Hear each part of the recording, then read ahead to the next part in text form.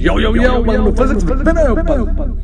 Hi, I'm Vinay Uppal and I'm back with the chapter on waves. आज हम waves का chapter करेंगे, string waves as well as sound waves. तो पहले हम string waves से शुरू करेंगे and as always we are going to do it from we are going to cover all the theory, we are going to cover all the concepts, and along with each concept we are going to do questions and lots of PYQs. So I hope you are as excited as I am to start this chapter and master this chapter by the end of this lecture. Let's go. Let's talk about the definition of a wave. What is a wave exactly? तो wave का definition बहुत ही simple है. It is just a transfer of information.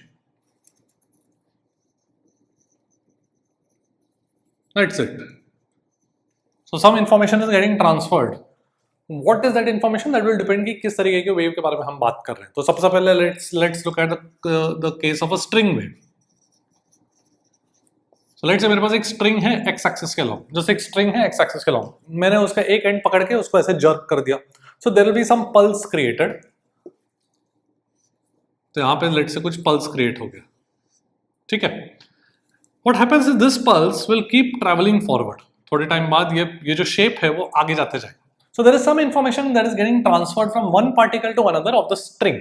String के एक particle से दूसरे particle तक कुछ तो इन्फॉर्मेशन ट्रांसफर हो रहा है, ठीक है. जो अपने को कैसे दिखेगा कि जैसे कि ये शेप ट्रैवल कर रहा है. Exactly what that information is, let's take a look. तो सपोज मेरे पास, सपोज इसको थोड़ा सा बड़ा बनाता हूं. ऐसा मेरे पास स्ट्रिंग है, ठीक है. ये एक्स एक्सिस है. Let's say this is my y axis. So t equal to 0 पे ऐसा मेरा स्ट्रिंग है. Alright. Now this shape is going to go forward. Physically, what does that mean? What exactly does that mean? So what happens is कि जो string के particles है, सबसे पहले तो string के particles can only travel vertically, मतलब perpendicular to the string. ये assumption मान लो, but this is also थोड़ा सा observation या factual, ठीक है. ये जो string के particles है,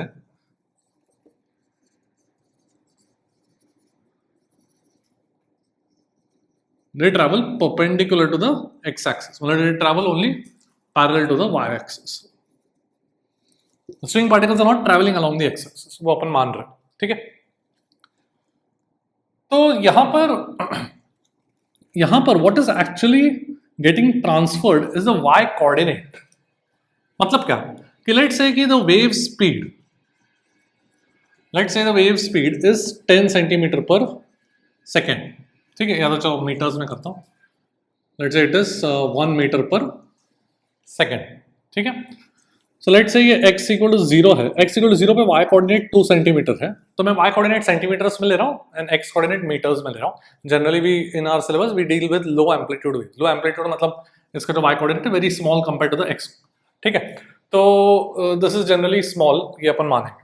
ऑलराइट. सो मैं ये 2 सेंटीमीटर मान रहा हूँ और इसको मैं मीटर्स में मान रहा हूँ. ऑलराइट. लेट्स से कि यहाँ पर x इक्वल टू 1 मीटर है, इसका y कोऑर्डिनेट 1 सेंटीमीटर है and similarly x equal to -1 पे भी -1 मीटर पे 1 सेंटीमीटर है, ठीक है.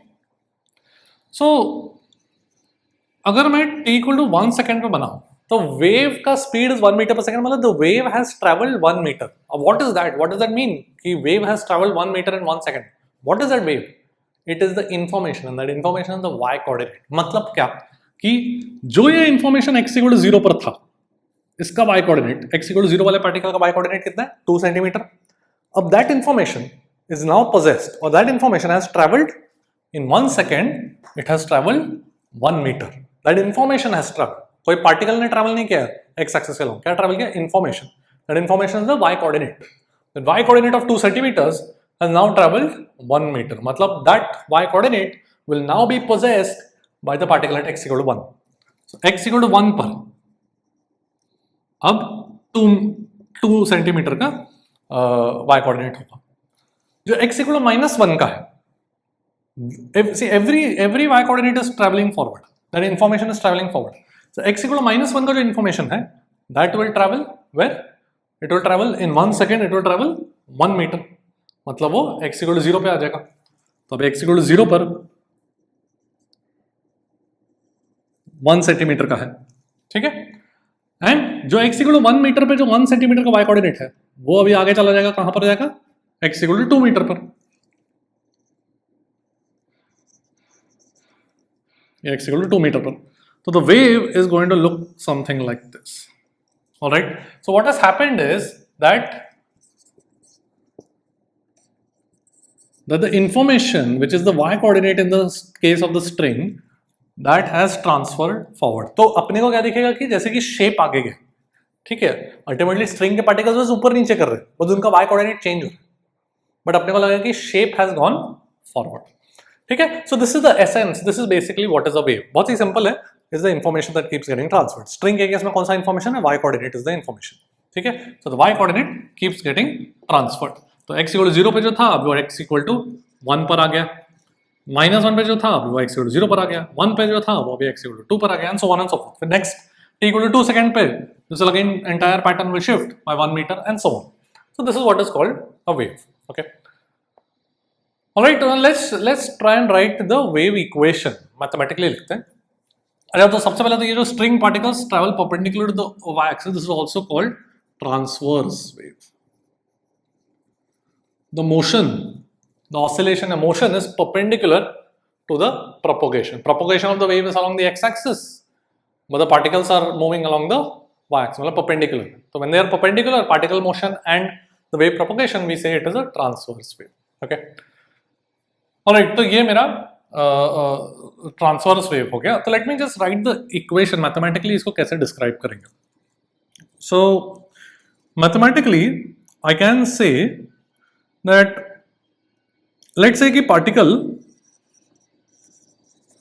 Eight x equal to 0 has, उसका जो y कोऑर्डिनेट है is some function of time, ठीक है. So for example, if that particle is performing SHM, it can be y equal to a sin omega t. ये कहां पर है, x equal to 0 वाला पार्टिकल पे, ठीक है. ओके. अब in time t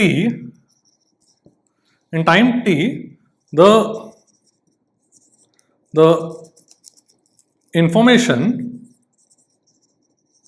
travels how much, let's say wave speed, wave velocity v बोलता हूं, ठीक है. तो इंफॉर्मेशन इन टाइम टी कितना ट्रेवल करेगा, vt, राइट. तो अगर मैं पूछूं कि t इक्वल टू 0 पे जो इंफॉर्मेशन x इक्वल टू 0 के पास है वो कोई जनरल टाइम t पे किस x के पास होगा, vt, क्योंकि जो t इक्वल टू 0 पे x इक्वल टू 0 के पास है वो टाइम t पे x equal to vt travel करेगा टाइम t में, correct, right. So I can say that if I look at some point which is x here, ठीक है. If I look at the information, the y coordinate at time t, वो origin से कहीं थोड़े time पहले आया होगा. How much time would this information have taken from the origin to arrive? कितना टाइम लगेगा यहां से आने में? The time taken would be x by v. Correct. तो जो इंफॉर्मेशन टाइम t पर यहां पर है x के पास, वो ओरिजिन पे हुआ होगा पहले, कितने टाइम पहले, x by v. Time t पे कितना है, ओरिजिन पे कितना y कोऑर्डिनेट है, ये फंक्शन व्हाटएवर लाइक दिस. तो time t minus x by v पे कितना होगा, बस यहां पे t की जगह t minus x by v substitute करना है. So at a general x the y coordinate is going to be f of t minus x by v. So what we do is the function at t के जगह पर t minus x by v से replace कर देते हैं, ठीक है. बहुत ही सिंपल है. x कोऑर्डिनेट पे जो y कोऑर्डिनेट है, जो कोई जनरल x पे जो y कोऑर्डिनेट है at time t, when our clock reads t, you measure the y coordinate, but you know that has come from the origin. That information was at the origin some time ago. How much time ago? x by v time ago. तो यहां पर जब time t पे पहुंचता है यहां पर, तो x इक्वल टू 0 पे कब शुरू किया होगा, t minus x by v पे शुरू किया होगा इंफॉर्मेशन. सो जो इंफॉर्मेशन ओरिजिन पे t minus x by v पर है वो इंफॉर्मेशन अभी x पर आ जाएगा at time t. This is at time t. So conclusion is that any function of this form is called a wave. This is actually what we are doing is actually called a travelling wave, ठीक है, तो even if this seems may be a little complicated, just remember as a fact for the exam कि कोई भी function of this form t minus x by we is a travelling wave. So for example यहां पर जो है मेरे पास at x at time t, the y coordinate of the string of the particle at x at time t would be t की जगह मैं क्या रख दूं, बस all you have to do substitute t की जगह t minus x by v, तो omega t minus omega x by v.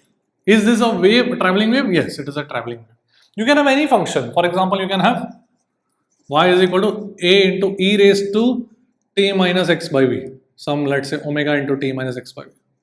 Is this a traveling wave? Yes, as long as तुम्हारे पास t and x are in this form, they're together in this form t minus x by v, it is a traveling wave. ठीक है, देख लो. So any function of this form t minus x by v is a traveling wave. So for example, मैंने already एक example बताया a into e raised to omega t minus x by v, right? But suppose मैंने ऐसा दे दिया kx ऐसा k times x minus vt. What about this? Is this a traveling wave? Yes, because I can just take k, I can take v common, minus v common ले लेता हूँ, तो मेरे पास आ जाएगा माइनस v के into t minus x by v. देखो सही लिख रहा हूँ. सो ये तो कॉन्स्टेंट्स है. As soon as you see this term t minus x by v अंदर है, मतलब yes this is a travelling wave. ठीक है, अगर मेरे पास ऐसा है y equal to x into e raise to minus k into x minus v t, this is not a travelling wave because एक एक्स अकेला बचा हुआ है. अगर x and t are present, they have to be together in this form, तो ही वो traveling wave. Okay, so basically we can even say any function of x minus vt, because we already saw x minus vt को मैं इस तरीके से लिख सकता हूँ by taking this minus v common. ठीक है, तो even if you have any function of x minus vt, if you look at this term together or this, they're both traveling wave. ठीक है, what about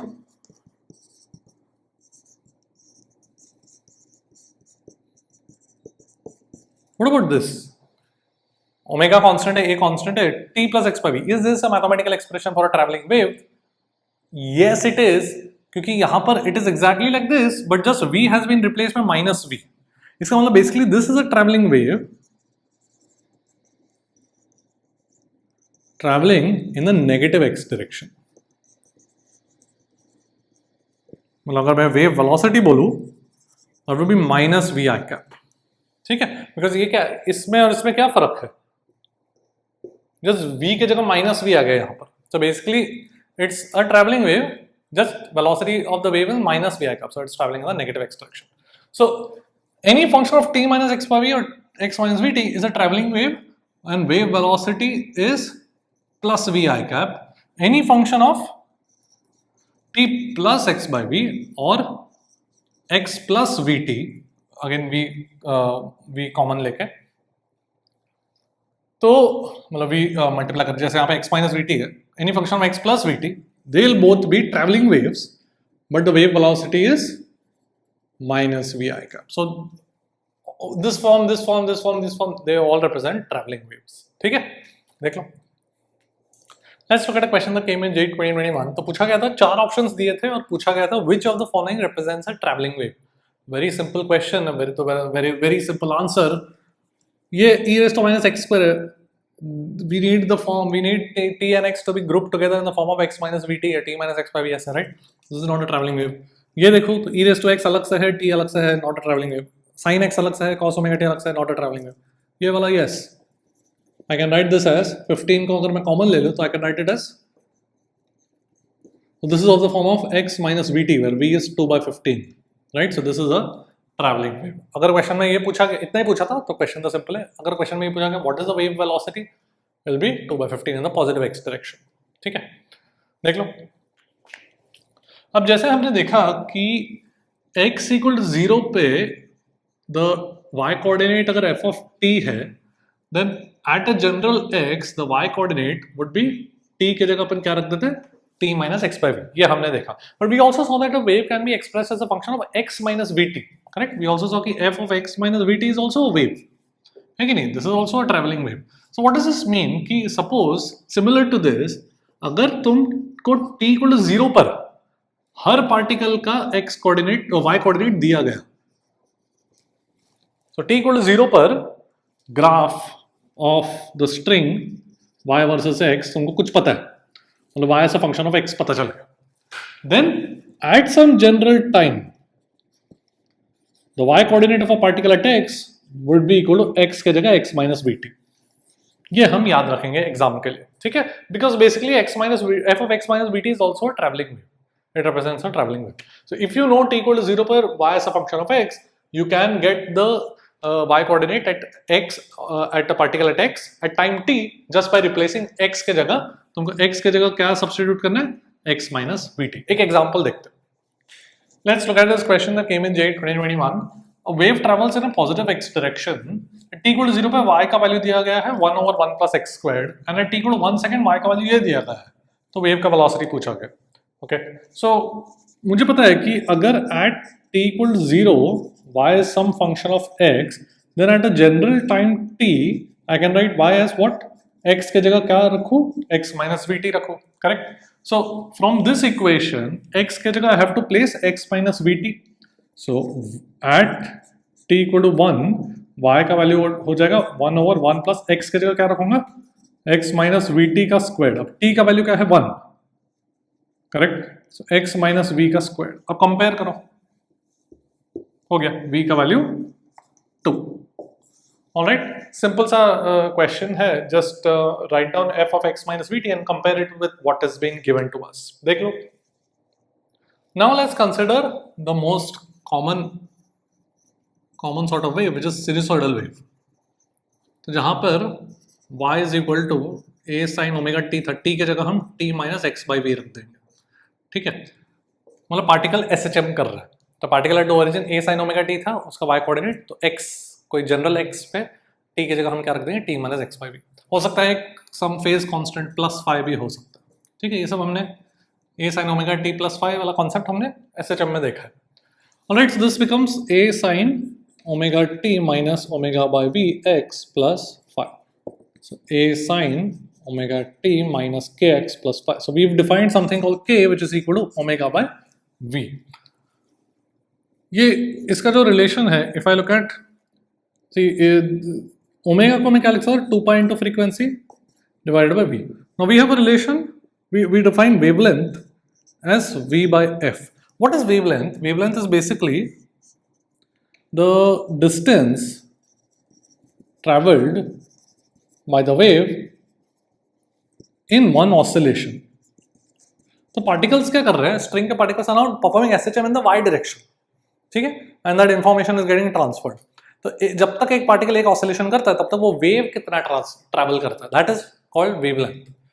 तो one oscillation मतलब one time period कितना है, 1 by frequency, तो the distance travelled by v into time period in one oscillation, that will be v by f, ठीक है. So lambda is called the wavelength. Alright, so यहाँ पे मैं इसको लिख सकता हूँ 2 pi by wavelength. So k is equal to 2 pi by wavelength. 1 by wavelength को वेव नंबर बोलते हैं, ये सब जस्ट टर्मिनोलॉजी से, and k equal to 2 pi by lambda को एंगुलर वेव नंबर बोलते हैं, जस्ट बिकॉज वहाँ पे 2 pi है. तो ये सब जस्ट नाम है जो अपने को पता होना चाहिए, ठीक है. Alright, omega is angular frequency of oscillation of the particles, v is the wave velocity, k is angular wave number, lambda is wavelength, 1 by lambda is wave number, ठीक है. Suppose I want to find the particle का velocity at some time t. तो particle का velocity कैसे, मुझे y in terms of t पता है, correct. I know y is a function of t. So how do I get velocity? I just differentiate. So particle का velocity, let me write it as velocity of particle. That will be dy by dt. So particle का x coordinate तो change नहीं हो रहा, because we know it only travels in the parallel to the y axis. So I can actually say कि we keep x as constant. ठीक है, तो ये कितना बन जाएगा, x को constant treat करें, इसको जो differentiate करना तो ये बन जाएगा omega a cos of omega t minus kx plus phi, ठीक है. अगर एक्सेलरेशन चाहिए तो इसको फिर से डिफरेंशिएट कर सकता है, या फिर वी नो SHM कर रहा है तो एक्सेलरेशन तो मैं डायरेक्टली लिख सकता हूँ minus omega square into the y coordinate of the particle, minus omega square into this आ जाएगा, ठीक है. वो मतलब डिफरेंशिएट करके चेक करो, या तो अपने को SHM से ऑलरेडी पता है. ऑलराइट, तो ये स्ट्रिंग का कुछ शेप कुछ ऐसे दिखेगा, साइन फंक्शन है ना, तो ऐसा कुछ दिखेगा स्ट्रिंग का shape. Suppose I want to find the slope निकालना है मुझे किसी पॉइंट पर, तो स्लोप कैसे निकालो? स्लोप क्या होता है? D by d x. So at a given instant, मतलब मैंने टाइम को फिक्स कर दिया, at a given instant I want to find the slope, this will give me the slope at some x. तो d by d x कैसे करूं? इसको differentiate करता हूं, इस चीज को डिफरेंशिएट करता हूं विद रिस्पेक्ट टू एक्स, तो यह बन जाएगा माइनस के ए साइन की जगह कॉस आ जाएगा, omega t minus k x plus five. ठीक है, there is a relation between the slope and the velocity of the particle, because दोनों केस में a cos omega t minus k x plus five. देखो, so can I say velocity of the particle is equal to minus k, यहाँ पे ओमेगा है ना, so a cos omega t minus k x plus five, can I write it as velocity of particle divided by omega, और other let me write it a cos omega t minus k x plus five is slope divided by minus k. ठीक है, तो ये बन जाएगा omega into slope by minus k. समझा क्या किया मैंने? ये जो टर्म है a cos omega t minus k x plus five, उसको मैंने slope divide by minus k लिख दिया। And what is omega by k? Omega by k is v, तो velocity of particle is equal to minus v into slope. ठीक है, v क्या है? Wave velocity. अगर वेव नेगेटिव एक्स डायरेक्शन में जा रहा है तो v की जगह माइनस v रखना पड़ेगा अपने को। ठीक है, अभी हमने अज्यूम किया पॉजिटिव एक्स डायरेक्शन। ऑलराइट, तो इसका यूज क्या है इस रिलेशन का, कि कभी तुमको ऐसा दे दिया गया कि ये ग्राफ दे दिया गया at some time, at some instant the wave is travelling in the positive x direction. Suppose I ask you इस पार्टिकल का वेलोसिटी कौन से डायरेक्शन में, ऊपर है कि नीचे? तो सोचने की जरूरत नहीं है, ये फॉर्मूला है मेरे पास। यहाँ पर स्लोप क्या है? पॉजिटिव है, राइट? तो वेलोसिटी ऑफ पार्टिकल क्या हो जाएगा? नेगेटिव। पार्टिकल नेगेटिव वेलोसिटी मतलब नेगेटिव वाई डायरेक्शन, तो this particle is going down at this instant. Simple. अगर इस पार्टिकल का मैं चेक करूं, उसका स्लोप, वहां पे स्लोप क्या है? Negative. Slope negative, negative negative positive, तो velocity of particle at that point is positive, और this particle is going up, इस तरीके से। ठीक है, ऑलराइट, देख लो पूरा। Let's look at a question that came in JEE 2024. A progressive wave is given by this equation. Progressive मतलब ट्रैवलिंग वेव। ठीक है, तो फ्रीक्वेंसी पूछा गया है, बहुत ही सिंपल है। All we have to do is compare it to a sin omega t minus k x plus five. तो a मतलब यहाँ पे 2 है, अब यहाँ पे cos दिया हुआ है, तो I can just see I know यहाँ पर मेरे पास cos है, तो इसको मैं 2 पाई इंटू 330 इंटू 2 पाई लिख सकता हूँ minus 2 pi x, but cos theta को I can just write it as sine of theta plus pi by 2, तो फेज कांस्टेंट पाई बाय 2 है। तो cos फंक्शन देख के डरना नहीं है, cos साइन कुछ भी चलता है, अंदर it is going to be omega t minus k x plus five. So omega का value is 330 into 2 pi, so frequency is going to be 330 hertz, so my answer is going to be 1। देख लो। Let's look at a question that came in JEE 2023. Y is equal to 5 sin 60 plus 0.003x. ये equation of the wave दिया गया है, x is in centimeters, t is in seconds, wave का speed पूछा गया metre per second. ठीक है, so यहाँ पर I can just compare it to a sin omega t plus k x, right? यहाँ पे अपन जनरली क्या माइनस के एक्स लिखते हैं, बट प्लस आ जाएगा बीच में, मतलब it is basically a wave that is travelling in the negative x direction, we know that. So speed कितना होता है? Speed of the wave is omega by k, correct? तो ये ओमेगा बाय के। अब बस अपने को थोड़ा यूनिट्स का ध्यान देना है।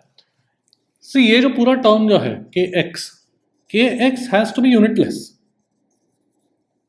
क्योंकि साइन के अंदर यूनिटलेस है, यूनिटलेस होना चाहिए। साइन के अंदर sine of 1 metre doesn't make sense, ठीक है? Sine of 1 second doesn't make sense. Sine has to be of some number which has no units. Okay, so k x has to be unitless, मतलब k का unit is 1 by length, right?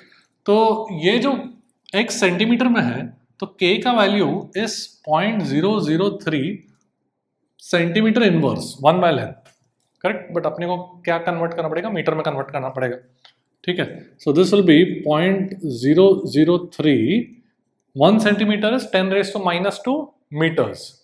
ठीक है, सो ये बन जाएगा, it's like 1 bye centimetre है ना, तो सेंटीमीटर को 10⁻² मीटर लिख के मतलब 10⁻² ऐसे आ जाएगा। ठीक है, तो ये मेरा बन जाएगा 0.3 मीटर पर मीटर, ऑलराइट? एंड ओमेगा का वैल्यू, ये तो सेकेंड्स में है, तो omega is fine, omega would be 6 radian per second.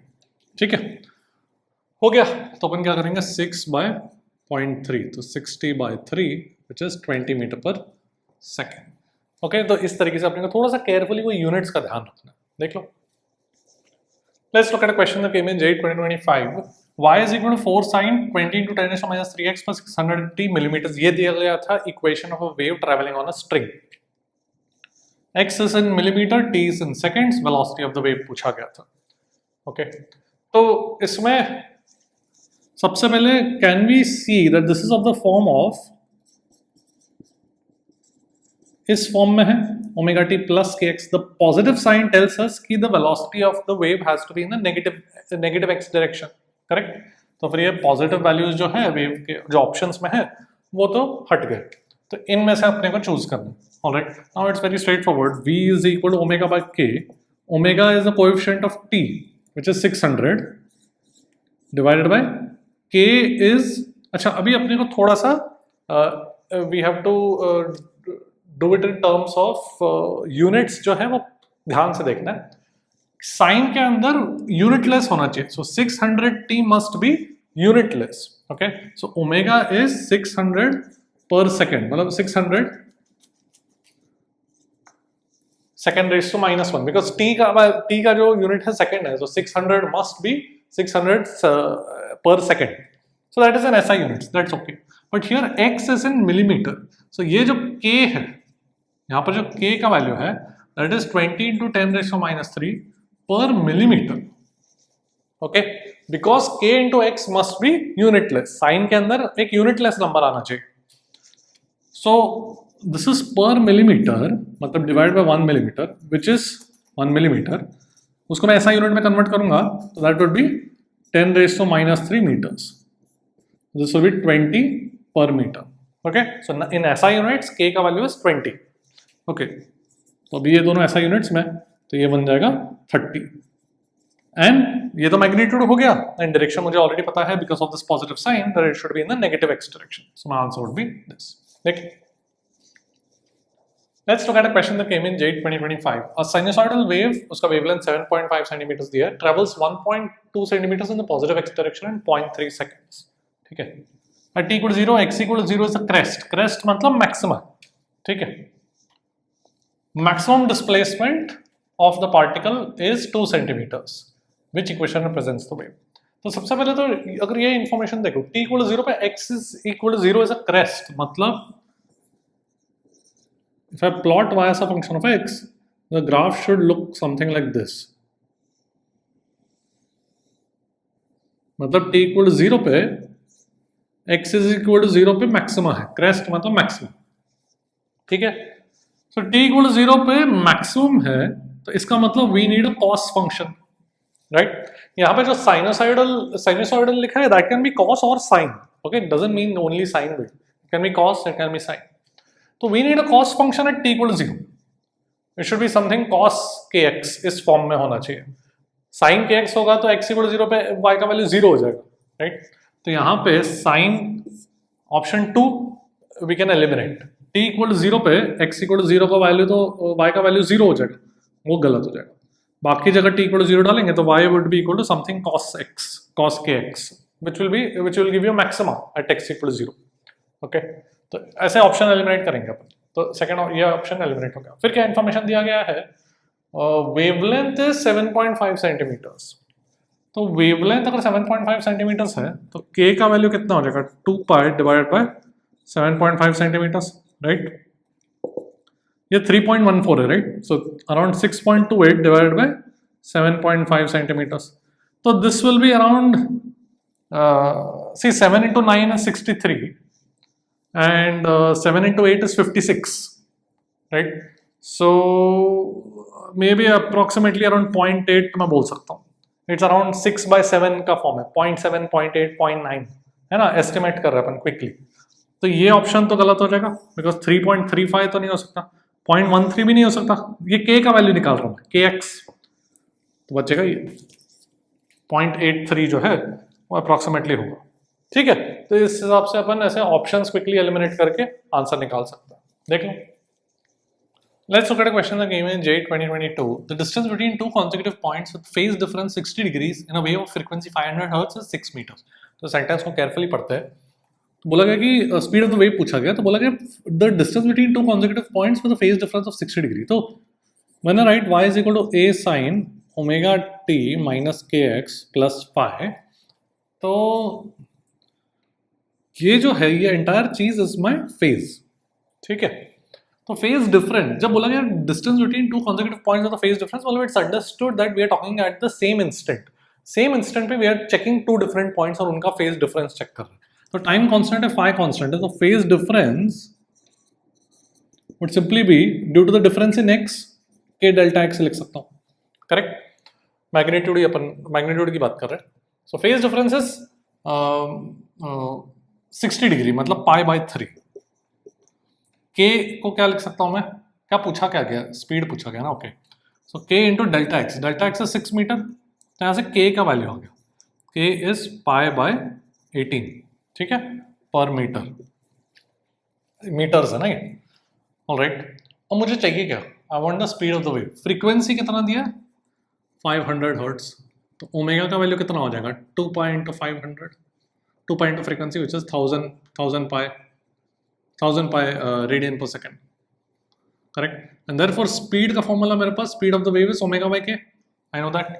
सो बस करना है, so 1000 pi divide by pi by 18 metre per second, ऐसा यूनिट्स. तो ये बन जाएगा 18,000 मीटर पर सेकेंड. और पूछा गया किलोमीटर पर सेकेंड, तो वो 18 किलोमीटर पर second. Okay, so the only key to this problem was understanding what does this mean, phase difference. Phase difference between two points, it's understood, it's measured at the same time instant. तो time constant हो गया, तो k delta x, x को change किया by delta x, तो k into delta x becomes my phase difference. देख लो. Let's look at a question that came in J 2019. एक graph based question है. A progressive wave, progressive मतलब traveling wave, is given by this equation. y is equal to a sin kx minus omega t plus phi. t equal 0 पे graph plot किया y versus x, तो पूछा गया phase constant का value कितना हो सकता है. ऑप्शंस दिए गए थे. ठीक है, तो t इक्वल 0 पर अगर just substitute t equal 0 here, y का वैल्यू क्या हो जाएगा, a sin kx plus phi. So this is a sine function in terms of x. Now if you look at this graph, if I just look at the graph of, if I just look at the positive x axis, ऐसा graph है, right. तो what is this, this is a negative sine x curve है कि नहीं, minus sine curve है. Correct, तो इसका मतलब we should have something of the form of minus a sine k x. तो मतलब फाई का वैल्यू क्या होना चाहिए, pi, sine of theta plus pi is minus sine theta. Alright, देख लो. Now let's talk about the speed of a travelling wave, speed of a wave in a string. तो कोई स्ट्रिंग है, उसमें अगर टेंशन T है string में, ठीक है, तो जो वेव ट्रैवल कर रहा है उसका जो स्पीड आता है that comes out to be equal to root T by mu, where mu is the mass of the string per unit length. तो ये हम लोग याद रखेंगे. ठीक है, तो the speed of a wave in a string depends on the tension in the string and the linear mass density. इसको कभी कभार लीनियर मास डेंसिटी भी बोलते हैं. The mass per unit length. ठीक है, देख लो. Let's look at a question that came in J 2020. Wave travels in a taut steel wire with speed v when tension is 2.06 into 10 power 4 Newton. When the tension is T, change कर दिया तो speed v by 2 बन जाता है. Find the new tension. ठीक है, और options दिए थे. तो सिंपल फॉर्मूला बेस्ड क्वेश्चन है, v equal to root T by mu, तो t is equal to mu v square. तो अब टेंशन जो है, अब वेलोसिटी जो है वो उसको हाफ कर दिया, तो new tension will be 1/4 of the old tension because v square के प्रोपोर्शनल है, right. So the new tension would be 1/4, 2.06 into 10 power 4 divide by 4. तो ये बन जाएगा 4 5 15 into 10 power 3 न्यूटन. ठीक है, देख लो. Let's look at a question that came in J 2019. तो मेरे पास एक कार है. When the car is at rest, तो wave speed in this light string connected to a ball, तो ball produces the tension.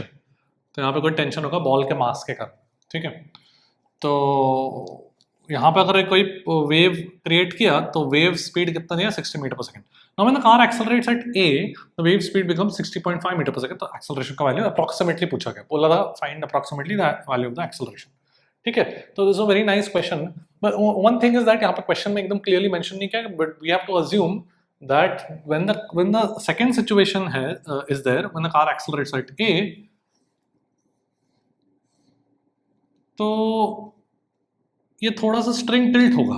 Because अगर मैं car के फ्रेम में देखूं तो एक ग्रेविटी के साथ एक, अगर सपोज एक्सेलरेशन राइट में है तो ग्रेविटी के साथ लेफ्ट में एक सूडो फोर्स भी लगेगा. यहाँ पे एक सूडो फोर्स लगेगा ma और ये mg. Correct. So tension has to balance the resultant. So tension would be equal to, ये अपने को खुद deduce करना है. And we have to assume that the equilibrium is present in the frame of the car. बोला नहीं गया था, but we have to assume that. ठीक है ना, कार के फ्रेम में बॉल स्टेशनरी. ऑलराइट, तो अब एक वेव क्रिएट किया तो स्पीड का वैल्यू 60.5 हो जाता है. सो सबसे पहले तो 60 जो है that is equal to root of tension. यहाँ पर टेंशन कितना हो जाएगा, mg के बराबर, mg by mu which is the linear mass density of the string. जब लाइट स्ट्रिंग बोलते हैं इट इज लाइट, मतलब it is mass is negligible compare to the ball, but still string का कुछ मास होगा बिकॉज ये म्यू तो है ना. ठीक है, वो understood. This is linear mass density, mass per unit length of the string. ठीक है, okay. So 60 metre per second is root mg by mu. And now 60.5 is equal to mg की जगह भी क्या बन गया, mg square plus ma square, उसका square root. So tension is this, mg का स्क्वायर प्लस ma का square divided by mu. ठीक है, तो अब थोड़ा सा अपने को अप्रोक्सीमेशन करना पड़ेगा because we don't want to solve this entire thing. अपने को सॉल्व नहीं करना है. ठीक है, एग्जैक्टली पूरा कैलकुलेशन करने की जरूरत नहीं है. देखते हैं. तो सबसे पहले तो can I write this as mg को मैं बाहर ले लूं तो बन जाएगा, और अंदर क्या बचेगा, 1 प्लस a बाई जी का स्क्वायर रेस टू हाफ. सही है, या स्क्वायर रूट है ना, उसको मैं रेस टू हाफ लेंगे, mg बाहर ले ले तो यहाँ पे ma बाई mg मतलब a बाई जी का स्क्वायर, उसका रेस टू हाफ. ऑलराइट, अब ये रूट mg बाई म्यू क्या है, 60 है. करेक्ट. सो दिस इज 60.5 है. So can I say 60.5 is equal to 60 times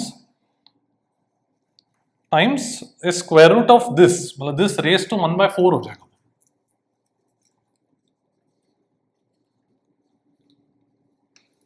ठीक है, square root of this half, मतलब यहाँ पे भी स्क्वायर रूट है, फिर से स्क्वायर रूट, तो 1 raised to 1/4. ओके, तो 60.5 is equal to 60. अब मैं बाइनोमियल अप्रोक्सीमेशन कर सकता हूँ बिकॉज डिफरेंस बहुत छोटा है ना इन दोनों का. तो acceleration must be very small compare to g. तो I can use by binomial approximation. Remember 1 plus x raise to n is 1 plus nx if x is very small. तो ये बन जाएगा 1 plus a square by 4g square. ठीक है, alright. तो देखो क्या बन जाएगा मेरे पास, 60 इज इक्वल टू 60, तो ये बचेगा 0.5 इज इक्वल टू 60 मल्टीप्लाई करो तो 15 a square by g square. तो a square by g square is equal to 5 by 150 मतलब 1/30. तो a by g would be equal to 1/√30. Closest पूछा गया, closest √30. 5 square is 25, 6 square is 36. So a by g must be somewhere between 1/5 and 1/6. So closest. Okay, so this was a very good level question honestly. ऐसा question advance में भी पूछा जा सकता है. I hope you understood it. Let's look at JEE 2025 question. Two strings with circular cross section made of same material are stretched to same tension.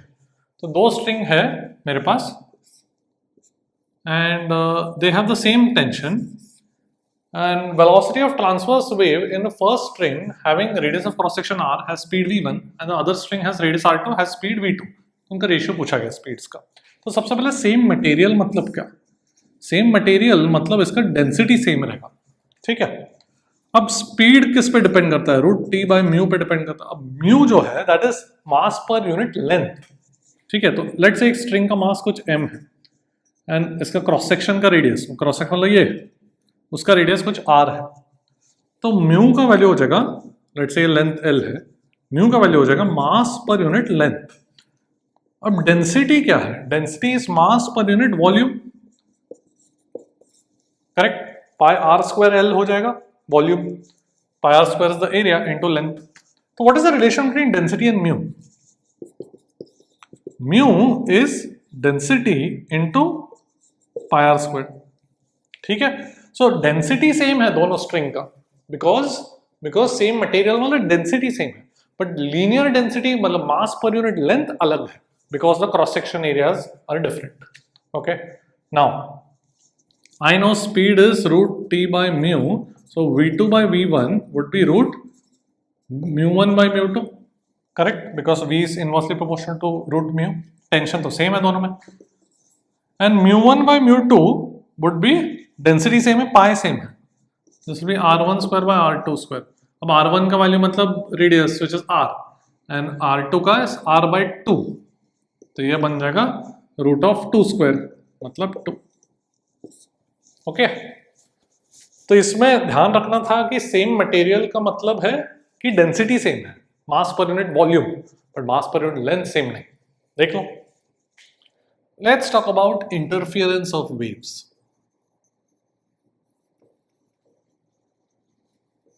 तो suppose दो waves है मेरे पास, let's say y1 is equal to a1 sine of omega t minus kx plus phi 1 and y2 is equal to a2 sin of omega t minus kx plus phi 2, ठीक है। तो suppose दोनों waves simultaneously present है एक string में, तो what is going to happen is they are going to interfere, मतलब the resultant string का y coordinate is going to be y1 plus y2, alright. Now that will also be in the form of wave. अब उसको कैसे calculate करें? There is a very nice elegant way of doing it using the concept of a phasor. तो देखो what is a phasor बताता हूँ। तो सबसे पहले तो देखो ये क्या है, y1 is equal to a1 sine of something, y2 is equal to a2 sine of something, right. तो यहाँ पर if I just look at ये जो साइन फंक्शन है, can I just recollect vectors. मैं बोलूं कि मेरे पास अगर एक वेक्टर है, ये सब भूल जाओ, एक वेक्टर है जिसका angle theta with the x axis, तो a sin theta will be the y component of that vector, ये तो पता है ना अपने को, सबसे basic. So can I treat this as y components of some imaginary vector whose magnitude is a1 and the angle with the x axis, ये imaginary vector है, ये इमेजिनरी एक वेक्टर है, ठीक है।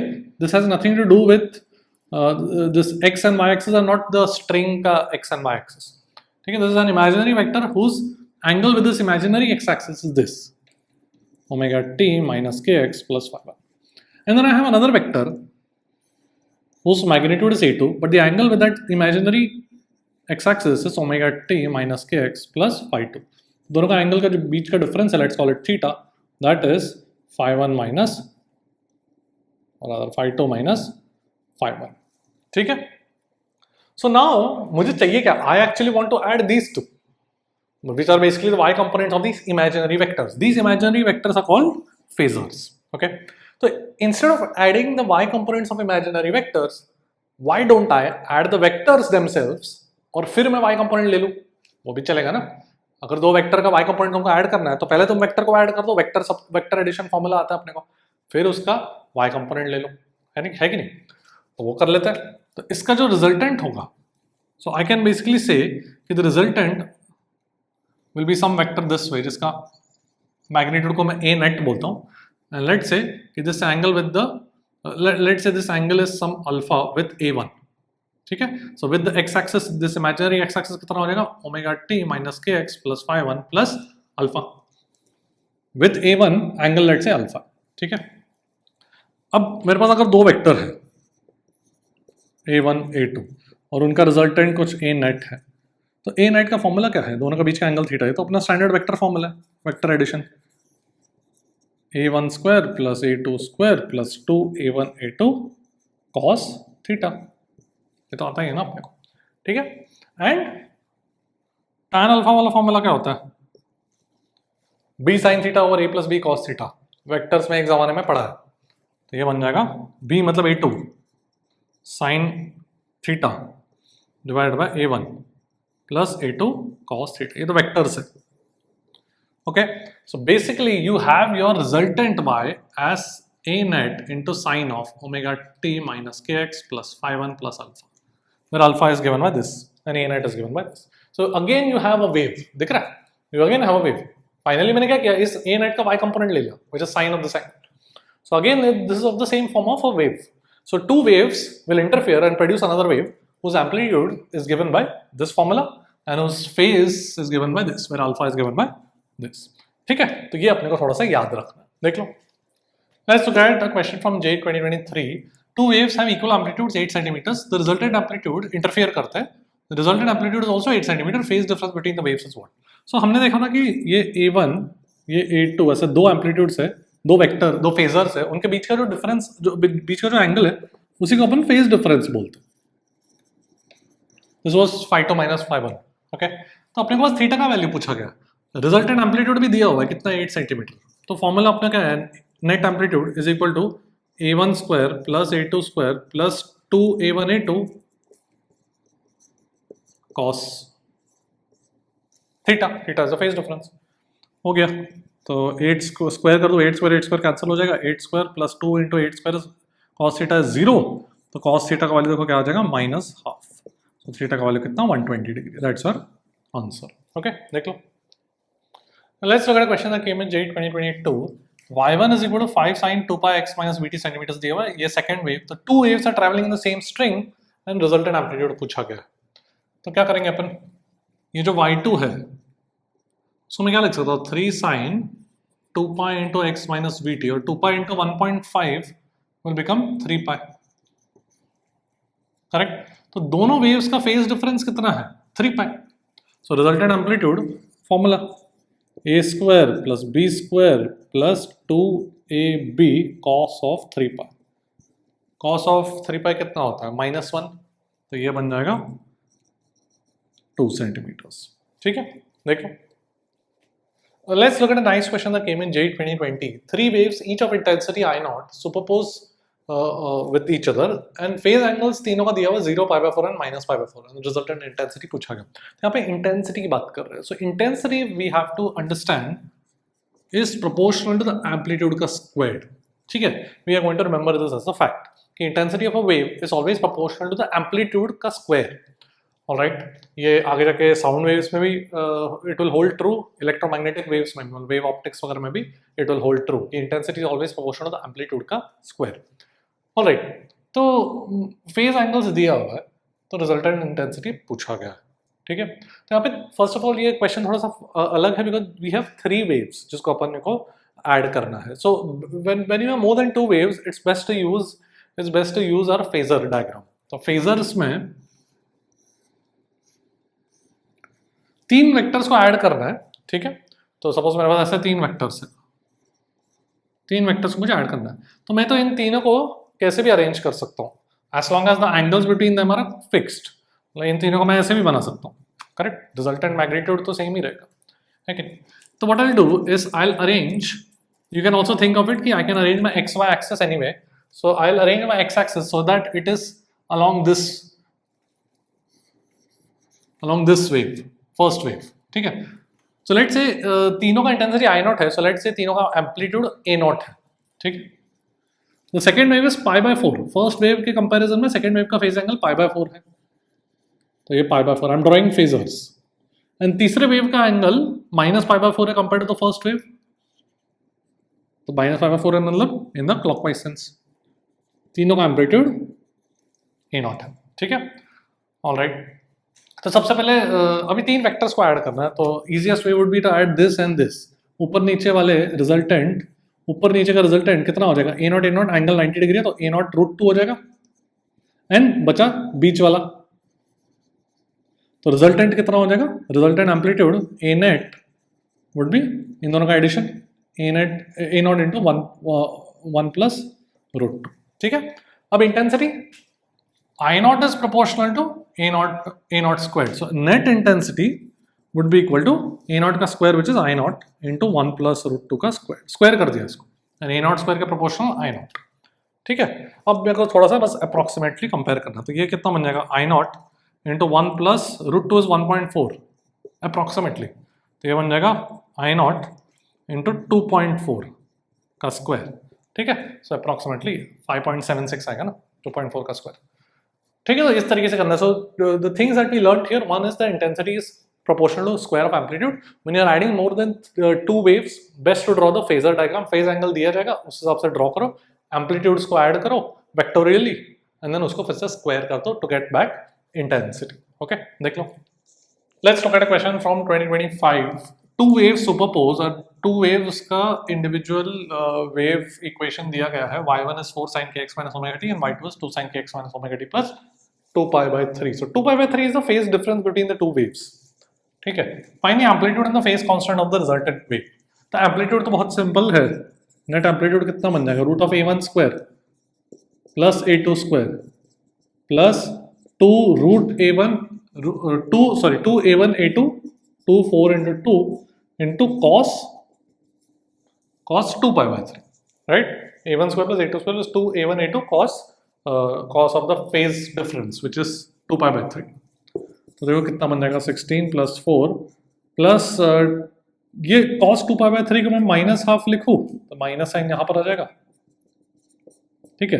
माइनस हाफ लिखा है, 2 2 कैंसिल, तो ये बन जाएगा -8, ठीक है। तो 16 plus 4 20 minus 8 is root 12 which I can write it as 2 root 3। तो एक ही ऑप्शन है, ये आंसर हो जाएगा। Now suppose you want to find the phase, जो फेज कांस्टेंट है रिजल्टेंट वेव का, if you want to find that out by basics, वो भी कर सकते हैं अपन कि जो tan phi का फॉर्मूला है वो कितना बन जाएगा, a2 sin delta over a1 plus a2 cos delta, where delta is the phase difference between the two waves, ठीक है। ये अपना वेक्टर एडिशन कर रहा हूँ। सो a2 मतलब कितना है 2 sin 2 pi by 3 divide by a1 मतलब कितना है 4 plus a2 is 2 cos 2 pi by 3, ठीक है। so cos 2 pi by 3 is minus half, यहाँ पे एक नेगेटिव आ जाएगा into half, and sin 2 pi by 3 is root 3 by 2, तो ये 2 2 कट जाएगा। so root 3 by 3 is 1 by root 3, मतलब phi का वैल्यू कितना बन जाएगा, pi by 6, 30 डिग्री, वही यहाँ पर pi by 6 अपने को आया, ठीक है। ऑप्शन से वैसे तो डायरेक्ट एम्पलीट्यूड से आंसर आ जाएगा, but just in case you want to know how to calculate the phase constant also, ये अपना डायरेक्ट फार्मूला जो वेक्टर एडिशन में जो फार्मूला होता है, ऑलराइट। यहाँ पे I just want let me just show you कि एग्जैक्टली कैसे दिखेगा ये फेजर। अगर कुछ ऐसे है, इसका मैग्नीट्यूड 4 है एंड इसका फेजर कुछ ऐसे रहेगा,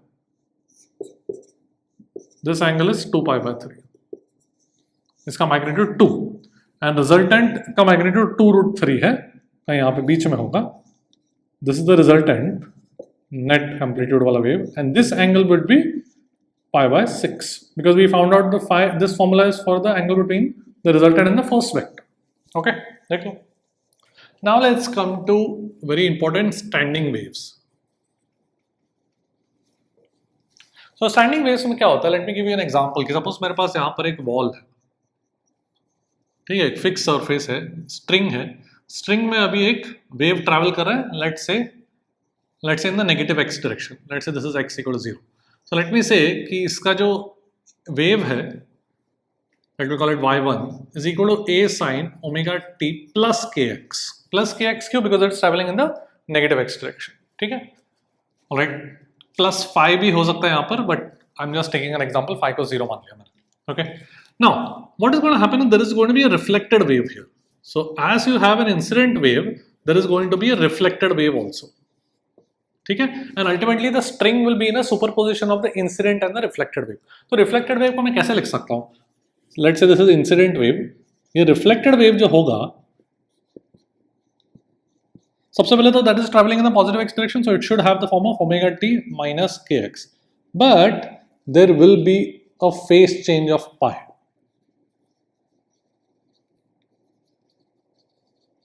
Compared to this,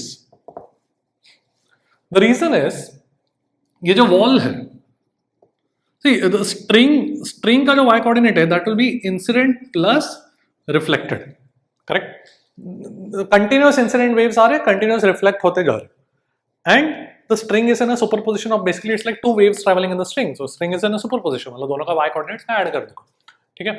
अब जो ये x इक्वल टू 0 वाला पॉइंट है, that must always have y coordinate is 0 because the string is attached there, the string is attached to the ball there, वहां से टूट के नहीं जा सकता है, सो वहां पे y कोऑर्डिनेट हमेशा क्या होना चाहिए, 0। So at x equal to 0 the string का y coordinate must always be 0, and therefore we needed this pi because then I can write this as minus a sin omega t minus kx, and therefore x equal to 0 पे I'll have a sin omega t x equal to 0 और यहाँ पर I'll have minus a sin omega t which we get as 0 which is what we want, इसलिए मुझे यहाँ पर एक phase change of pi करना पड़ा मतलब physically that is what happens, so that the resultant displacement or resultant y coordinate at x equal to 0 is always 0, ठीक है।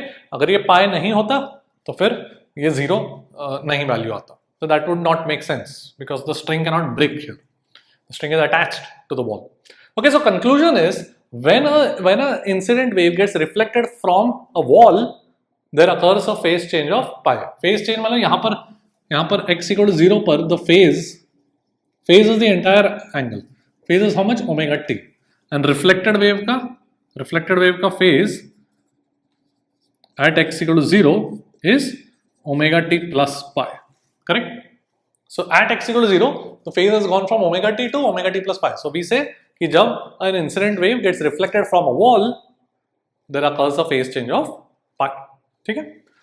alright, so anyway in conclusion ये मेरा incident wave होगा और ये मेरा reflected wave होगा। अब let's calculate what will be the string किस तरीके से दिखेगा, स्ट्रिंग का y कोऑर्डिनेट, तो मुझे इन दोनों को ऐड करना पड़ेगा, so let me just do that. So standing wave को अपन we will try to find the y coordinate of the string in a standing wave, मतलब क्या करेंगे अपन, मेरे पास एक इंसिडेंट वेव है ऐसे a sin omega t plus kx, reflected wave is minus a sin omega t minus kx, we saw that, now let's add, तो string का जो y कोऑर्डिनेट होगा इन दोनों को ऐड करूंगा तो sin a minus sin b is 2a sin of a minus b by 2, मतलब ये बन जाएगा sin के x cos of a plus b by 2, so मतलब cos omega t ये बन जाएगा। Alright, this is not a travelling wave because travelling wave में क्या फॉर्म होना चाहिए, omega t minus k x, omega t plus k x, यहाँ पर के एक्स अलग है, ओमेगा टी अलग है, तो this is what we call as a standing wave,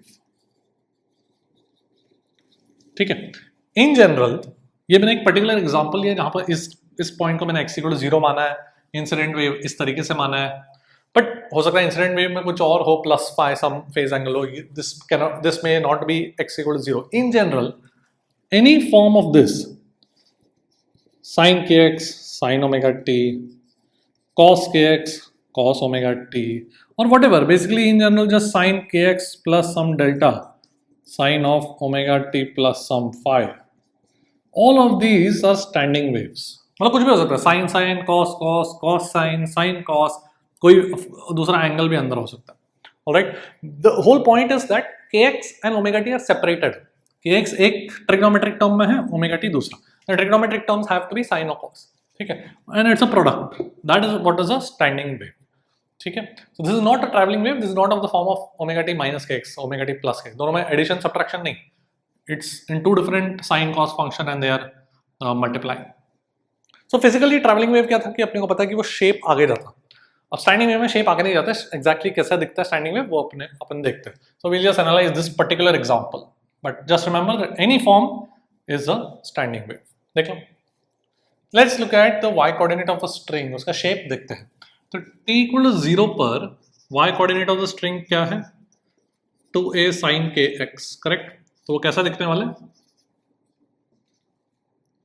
sine curve की तरह ऐसा दिखेगा, right. Now if you notice this string का जो y कोऑर्डिनेट है it is always 0 when kx is equal to n pi,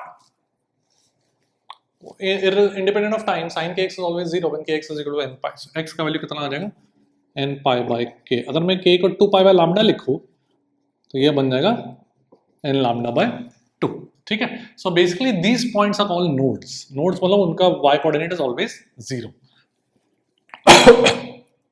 सो जैसे कि x equal to 1 n equal to 1 रखो तो x का वैल्यू कितना रहेगा लैम्डा बाई 2, ये lambda 3 lambda by 2 and so on. So these are all nodes. ठीक है. अच्छा t इक्वल टू 0 पे ऐसा दिख रहा है curve. t equal to pi by 2 omega पे कैसा दिखेगा? पाई बाई 2 ओमेगा पे cos ओमेगा t 0, मतलब स्ट्रिंग का y कोऑर्डिनेट 0, पूरा ही स्ट्रिंग फ्लैट हो जाएगा. t equal to pi by omega पे cos ओमेगा t कितना बन जाएगा? -1. तो y कोऑर्डिनेट कितना हो जाएगा? -2a sin kx. तो अभी नेगेटिव साइन कर्व, तो मतलब कैसा दिखेगा? ऐसे दिखेगा. Again this is lambda by 2, this is lambda, this is 3 lambda by 2 and so on. ठीक है. t equal to 3 pi by 2 lambda, 3 pi by 2 omega. y coordinate of string कितना? 0. cos 3 pi by 2 is 0. तो फिर से string क्या बन जाएगा? Flat बन जाएगा. And finally t equal to 2 pi by omega पे, 2 पाई बाय ओमेगा पे this entire is one oscillation of the particle. So 2 pi by omega per cos omega t again becomes 1 and we return back to what was the shape at t equal to 0. So what is happening? Shape, if you look at this portion was a flat हो रहा है and फिर नीचे जा रहा है, फिर वापस flat हो रहा है और फिर वापस ऊपर. So it's just the shape is not traveling forward, it's just changing there. That's why it's called a standing wave. There is no transfer of information. ठीक है. On paper we draw standing wave as ऐसे.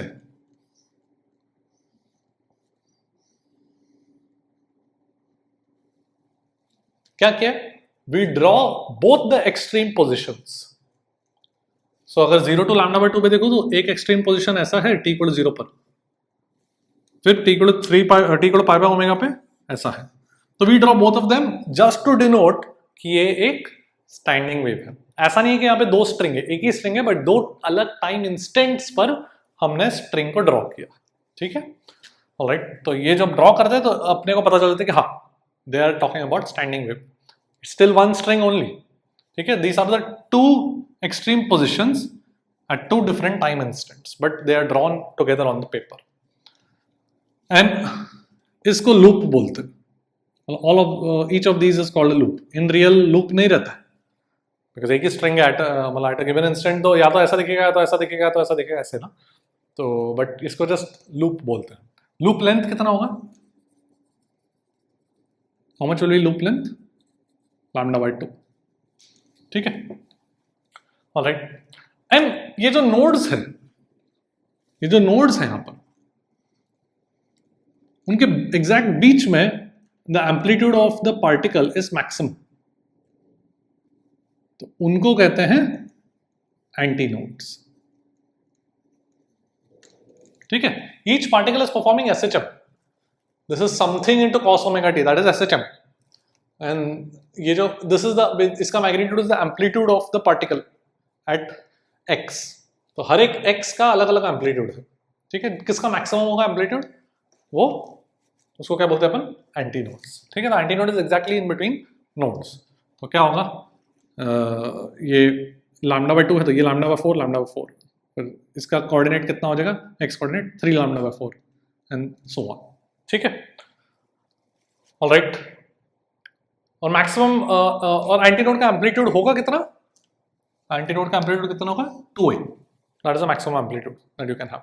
a was the amplitude of the incoming travelling waves, the incident and reflected. ठीक है. Okay, देख लो. तो practically कैसे create करते हैं स्टैंडिंग वेव? कि मेरे पास एक स्ट्रिंग है कनेक्टेड बिटवीन टू वॉल्स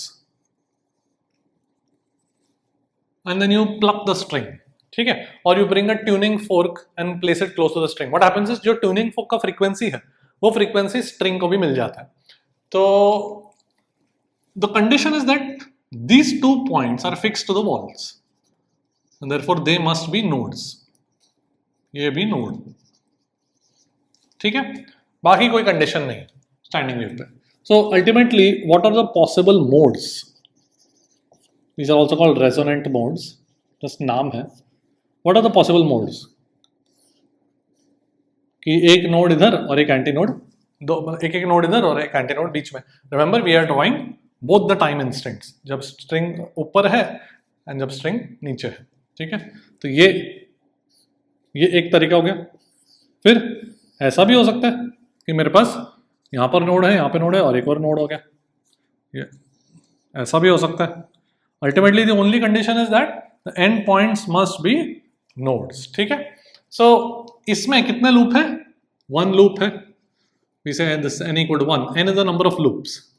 कितने लूप है? 2 loops, n equal to 2, n equal to 3 and so on, ठीक है। In general, if I have n loops,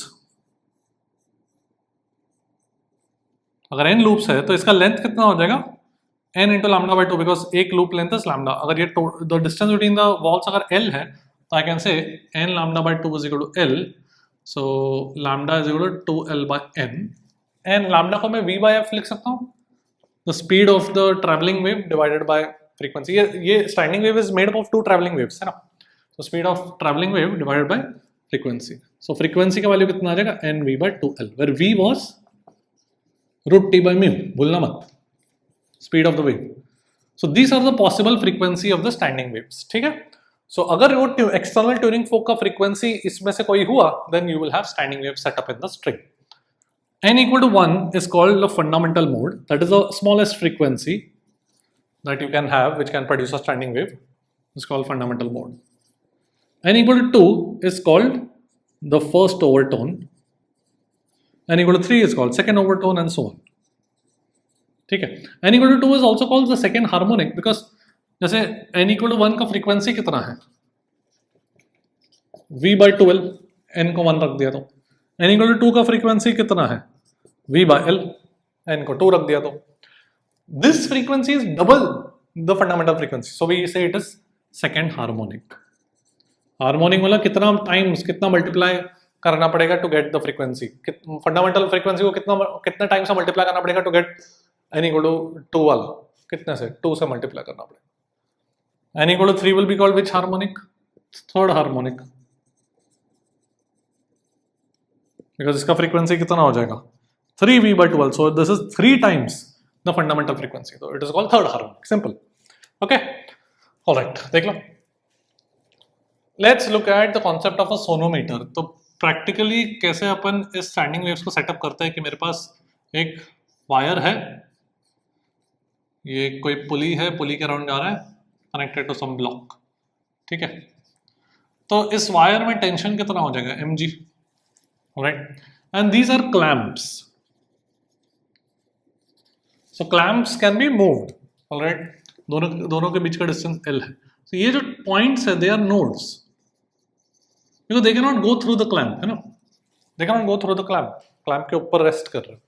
So these are nodes. So basically you can change the distance between 2 clamps to shift to change L. अब एक tuning fork को लेकर आते हैं and you place the tuning fork close to the string. And you can have, if the tuning fork का frequency matches one of the resonant modes का frequency, then you will have standing wave setup, ठीक है। So मेरे पास frequency हो जाएगा nv by 2l,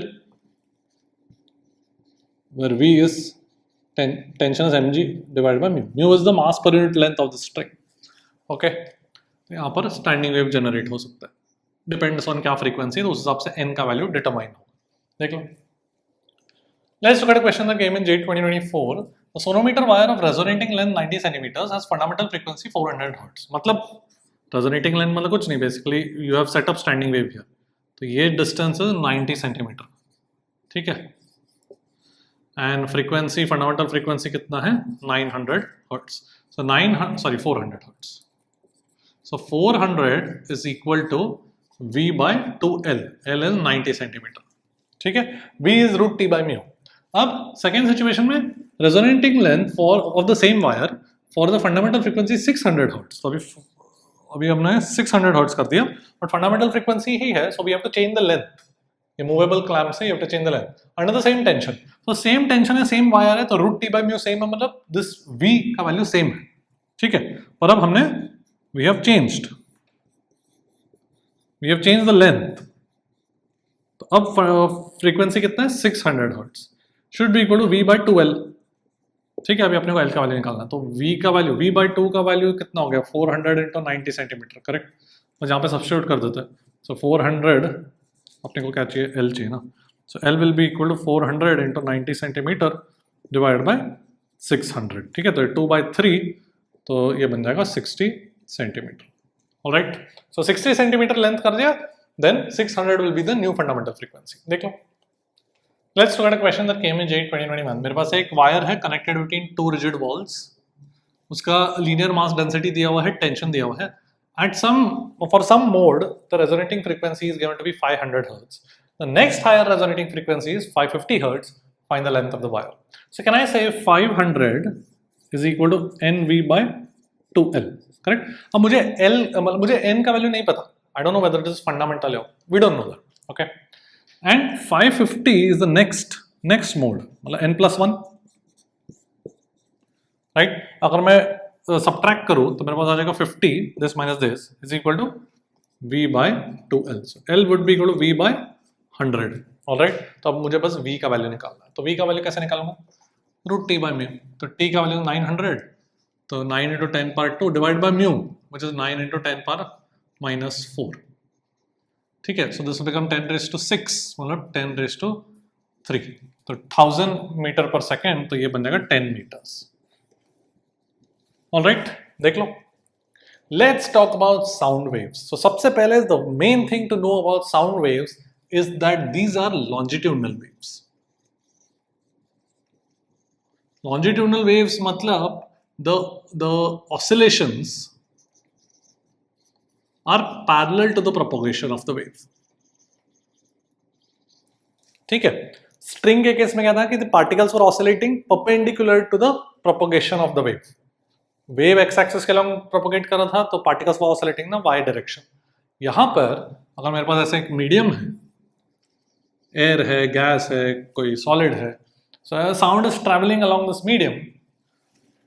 कोई भी अगर मैं एक कलेक्शन ऑफ मीडियम का पार्टिकल्स लूं, they will be oscillating back and fourth and the sound wave will be propagating in the same line.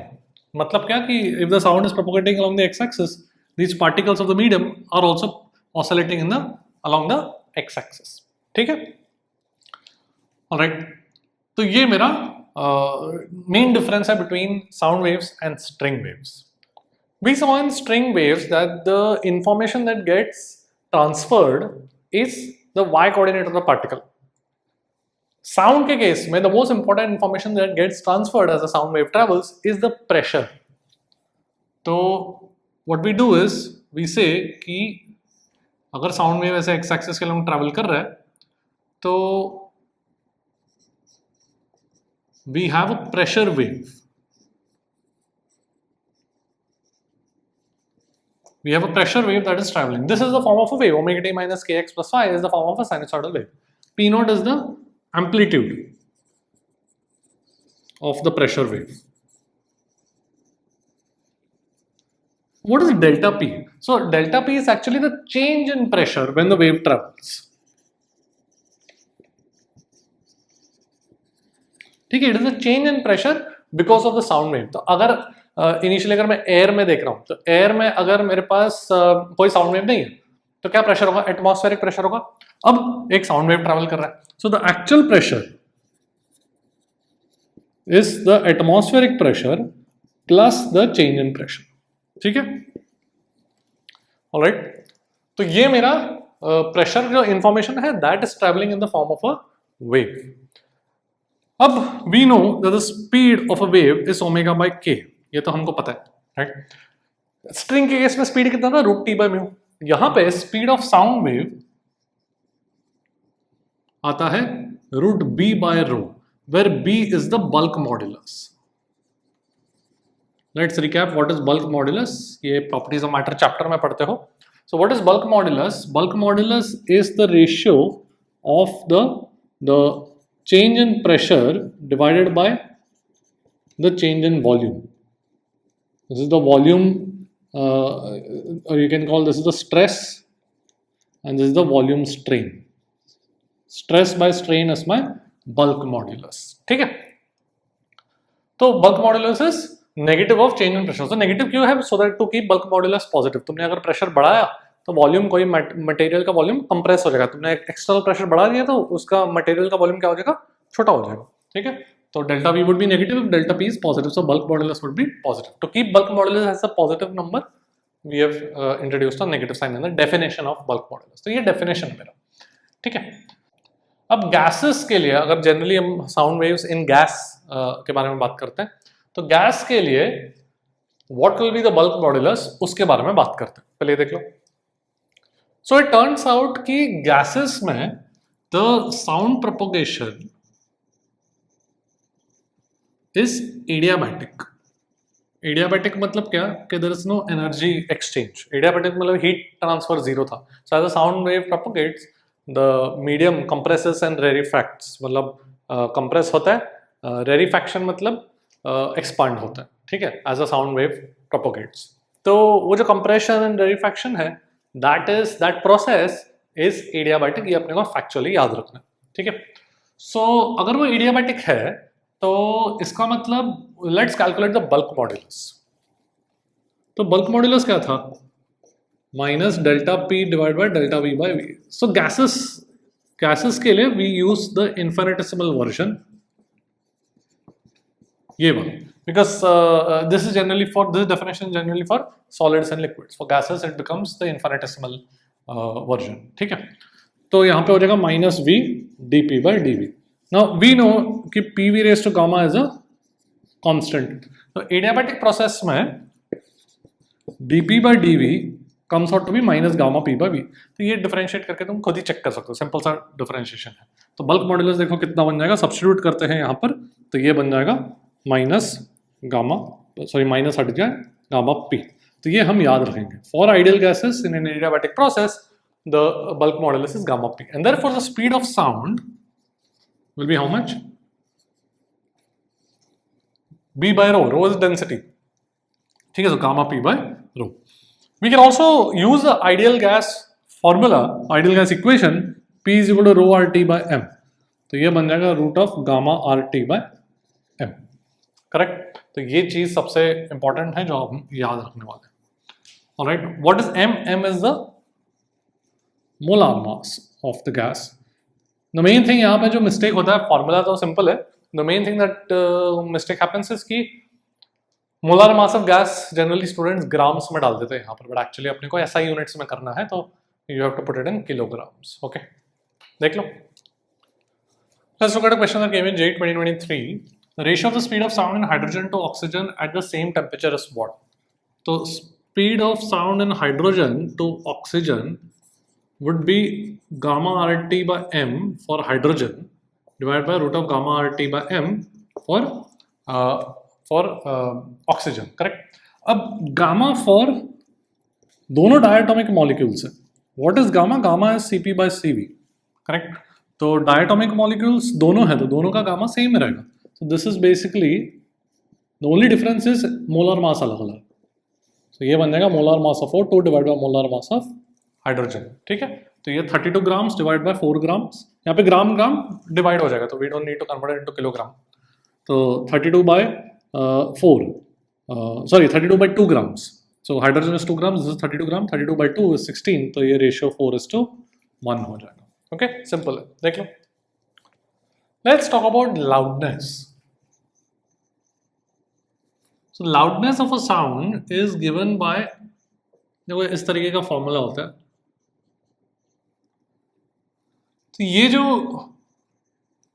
Formula है, देखो केयरफुली अपन इसको देखते हैं. 10 log I by I naught. I is the intensity of the sound wave. I naught is actually the minimum intensity that can be heard on an average by humans. तो वो उसका value होता है 10⁻⁻12 watt per meter square. Intensity, what is intensity? Power per unit area. So power by area, watt per meter square, ठीक है. And the units is decibels. Loudness का unit bel होता है, and decibel is basically 10⁻⁻1 bel, ठीक है. So 10⁻⁻1 bel is decibel. Alright, तो ये मेरा लाउडनेस का फॉर्मूला है. ओके, तो जैसे कि एक पॉइंट सोर्स है. If you got a point source, let's say उसका पावर कुछ P0 है, तो it is going to emit sound waves in all directions. All right, So in 3 dimension in all directions, the sound wave is going to be occupying or is going to be crossing an area, let's say at a distance r of 4 pi r square. एक पूरे sphere में distribute हो जाएगा. तो intensity कितना हो जाएगा? The power is distributed. Let me just take power as some power ही लिखता हूँ so that you don't get confused by pressure P naught. ठीक है. So power of the source divided by 4 pi r square. So एक point source का intensity at a distance r from itself कितना होगा? तो power emitted by the source divided by 4 pi r square. Okay. तो इस पे और इस पे ये combined पे कभी कभार questions आते हैं वो देखते हैं. Let's look at a question that came in JEE 2019. A small speaker delivers 2 watts output power. At what distance from the speaker will one detect 120 decibels? ठीक है. तो small speaker मतलब we have to take it as a point source of sound. Alright, so I can say 2 watts divided by 4 pi r square. This will be my intensity at a distance r. Correct? तो 120 decibel formula क्या था? Loudness का 10 log I by I naught. I naught मतलब 10 raised to minus 12. ये log to the base 10 है. ठीक है? तो ये बन जाएगा 12. 10 raised to 12 should be equal to I by 10 raised to minus 12. So intensity would be 1 in SI units, watt per meter squared. And intensity को मैं क्या लिखता हूँ 2 by 4 pi r square. So मेरे पास आ जाएगा 2 by 4 pi r square should be equal to 1 watt per meter square. तो r square का वैल्यू आ जाएगा 2 by 4 pi. So r would be root of 2 by 4 pi meters. अपने को centimetre में चाहिए तो into 100 सेंटीमीटर. अब इसको थोड़ा सा एस्टिमेट करना है. एक्चुअल वैल्यू तो पूरा नहीं निकाल पाएंगे बट इस थोड़ा सा अपने को एस्टिमेट करना. तो ये बन जाएगा 1 over root of 2 pi into 100.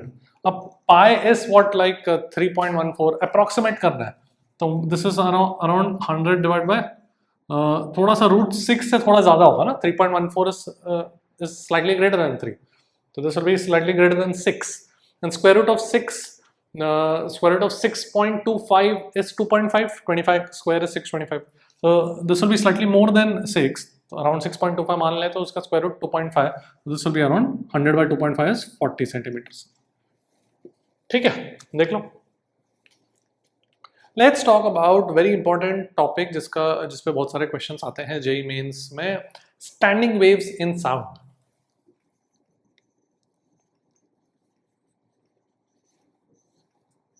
So standing waves are created typically in organ pipes. Organ pipes are, suppose you have a pipe. You have an open pipe here. ठीक है. एंड तुम ट्यूनिंग फोक लेते हो and you set up some sound waves. जो tuning fork का frequency होता है वही फ्रीक्वेंसी वो एयर मॉलिक्यूल्स भी उसी फ्रीक्वेंसी से वाइब्रेट करते हैं. तो वही फ्रीक्वेंसी साउंड वेव का भी बन जाता है इनसाइड द ऑर्गन पाइप. ठीक है. तो let's say I have an open pipe here. So open pipe, physics में ओपन पाइप मतलब ओपन एट बोथ एंड्स. ठीक है. It's open at both ends. तो यहां पर भी ओपन है, यहां पर भी ओपन है. Alright. So what happens is, अगर मैं यहां पर देखूं तो the pressure is equal to the atmospheric pressure. यहां पर भी देखूं तो pressure is equal to the atmospheric pressure just outside, because ये एयर है, यहां पर भी एयर एटमॉस्फेयर है. ठीक है. ऑलराइट. तो जो the change in pressure, the pressure wave है, that is the change in pressure because of the pressure wave. Right. So ये is zero at the open ends. Because what was delta P? It was the actual pressure minus the atmospheric pressure. Atmospheric pressure के बराबर ही है actual pressure यहाँ पर. The total pressure is equal to atmospheric pressure because it's exposed to atmosphere. And therefore यहाँ पर the change in pressure is zero. So this is my pressure wave. Pressure wave का value zero. Well, that is basically a node. So this is a pressure node. So now what we are going to do is we are going to try and find out कि क्या possible frequencies है to set up standing waves in this open pipe. तो यहाँ both ends पे nodes है. ठीक है. दोनों ends पे nodes है. Now this reminds us of something we've seen in strings. String connected to rigid wall on both ends. तो दोनों end पे nodes है. तो यहाँ पर possible modes क्या थे? Resonant modes क्या थे? ऐसा था, ऐसा था, and so on. Correct. Same thing here. यहाँ पर what we are drawing is the shape of the string. We are drawing the y coordinate as a function of x, and we are drawing both the time extremes. ठीक है, both extreme से, जब ऊपर है पूरा string, जब नीचे है पूरा स्ट्रिंग, दोनों इंस्टेंट्स में हम ड्रॉ करते हैं when we represent a standing wave on paper, right? यहाँ पर what was the information that was getting transmitted in a sound wave which is traveling? Pressure. यहाँ पर we gonna plot pressure versus x. यहाँ पर y coordinate versus x है, यहाँ पे pressure versus x. So what happens is मेरा जो pressure है, pressure wave है, वो standing wave है, so it will be something of this form कि some p naught into sine kx sin omega t. P naught is some constant, or it can be p naught into sine kx cos omega t. Basically product of sin kx sin omega t, cos kx sin omega t, whatever. ठीक है, जैसे standing wave हमने strings में देखा था वैसा ही है, बस यहाँ पर y कोऑर्डिनेट था, यहाँ पर प्रेशर है. सो जो एक्सट्रीम पोजीशंस है प्रेशर का, we are going to plot that. कैसे प्लॉट करेंगे हम लोग? जैसे ये y कोऑर्डिनेट है, तो ये मेरा प्रेशर का मैक्सिमम वैल्यू हो गया at each point and then minimum value. ठीक है, तो दोनों इंस्टेंट्स में हम प्लॉट करेंगे. मतलब जैसे कि मैं अगर बोलूँ कि प्रेशर का इस पर्टिकुलर सिचुएशन में when sin omega t becomes 1, तो p naught sin kx will be the maximum value at a given at this time when sin omega t becomes 1, है ना. तो p naught sin kx हमने plot किया and then sin omega t becomes -1, तो minus p naught sin kx. दोनों extremes पे we are plotting. ठीक है, तो ये मेरा फंडामेंटल मोड हो जाएगा exactly like this. Fundamental mode हो जाएगा n equal to 1. फिर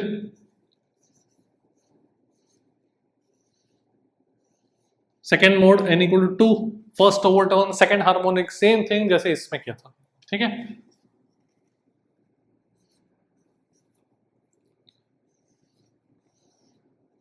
and so on.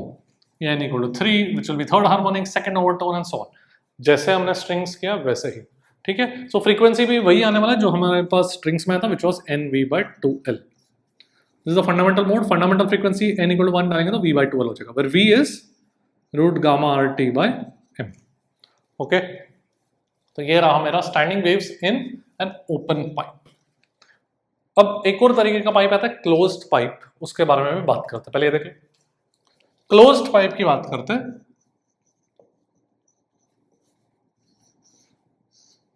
So closed pipe में क्या होता है? It is closed eight one and. तो ये पार्ट क्लोज्ड है. ठीक है, तो ये अपने को फिजिक्स में पता होना चाहिए. It's open at one and, it's closed eight one and, but उसको क्या नाम दिया जाता है? Closed pipe. ठीक है, तो व्हाट हैपेंस इज यहाँ पर ये जो एंड है जो क्लोज्ड है, वहां पर प्रेशर कितना भी वेरी हो सकता है. So therefore that becomes the anti node. ये अपन we are going to remember it as a fact. Anti node for pressure wave. ठीक है, this is a closed end. An open end of course will be node. उसको मैं n से represent कर रहा हूँ. So node this is pressure node, this is pressure anti node. तो इसका पॉसिबल प्रेशर का ग्राफ कैसे दिखेगा? वी हैव प्रेशर का नोड, तो डेल्टा पी यहाँ पर 0 होगा. We plotting delta P versus X, उनका एक्सट्रीम वैल्यूज प्लॉट कर रहे हैं. और यहाँ पर anti node, so it will go toward the maximum value और द मिनिमम वैल्यू.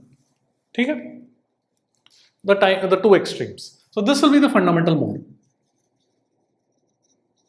यहाँ पर एंटी नोड होना चाहिए बिकॉज क्लोज्ड एंड है. ओके, अनदर पॉसिबिलिटी क्या है? ये नोड, ये एंटी नोड तो फिक्स्ड है. This is node, this is anti node. That is the only condition. तो द अदर पॉसिबिलिटी इज यहाँ पर नोड, एक और node and then anti node, और node node node and then anti node. Okay, तो ये n equal to 1 हो गया, ये n equal to 2 बोलेंगे, n equal to 3 and so on. तो यहाँ पर नंबर ऑफ लूप्स कितना है? यहाँ पे हाफ अ लूप है, आधा लूप है. Loop is entire thing, right? So this is half a loop, this is 1.5 loop, this is 2.5 loop. So basically when you have in general you'll have n minus half loops.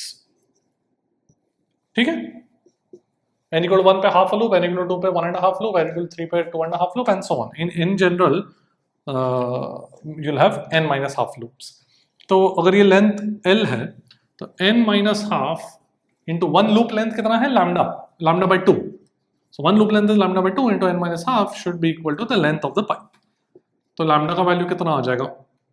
Lambda का value आ जाएगा 4L divide by 2n minus 1 and frequency would be v by lambda. So 2n minus 1 v by 4L, or I can just write it as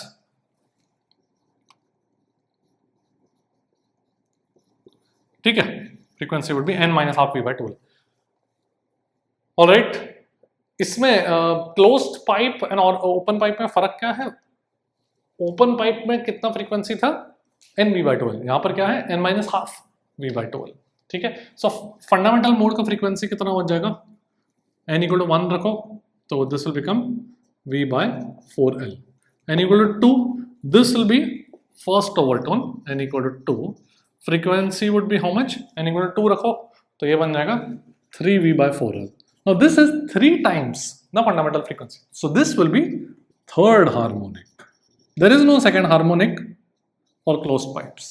Harmonic है तो multiple of the fundamental frequency. So this is 3 times. इसका frequency is 3 times the fundamental frequency. So it is third harmonic. n equal to 3 would be second overtone. Frequency कितना हो जाएगा? n equal to 3 रखते हैं, कितना बन जाएगा? 3 minus half is 5 by 2, so 5v by 4L. It is 5 times the fundamental frequency, and therefore this would be fifth harmonic, and so on. ठीक है? So we say कि closed pipe के case में only odd harmonics are present. Only odd, third harmonic, fifth harmonic, seventh, and so on. Even harmonics are not present. देख लो. Let's look at a question from JEE 2024. The fundamental frequency of a closed organ pipe is equal to the first overtone of an open organ pipe. Length of the open pipe is 60 centimeters. Length of the closed pipe is how much? ठीक है, तो fundamental frequency of the closed organ pipe. तो closed organ pipe का fundamental frequency कितना हो जाएगा? V by 4L. Let's say ये closed है तो उसका L1 बोलता हूँ, and जो open है उसका मैं L2 बोलता हूँ. So this is equal to the first overtone of the open organ pipe. तो अब open organ pipe मतलब first overtone of an open organ pipe कितना होता है? क्या frequency क्या था open organ pipe का? nv by 2L. So n का value 2 रखेंगे तो v by L. ठीक है, so this will become v by L2. अब L2 का value 60 है तो L1 का value 15 सेंटीमीटर हो जाएगा. ठीक है, v सेम मान रहे अपन, कुछ बोला नहीं गया तो we are going to assume the same gas here. Okay, the same area gas. All right, देख लो. Let's look at JEE 2024 का एक क्वेश्चन है. We have a closed organ pipe, fundamental frequency 30 Hz है, ऐसा है.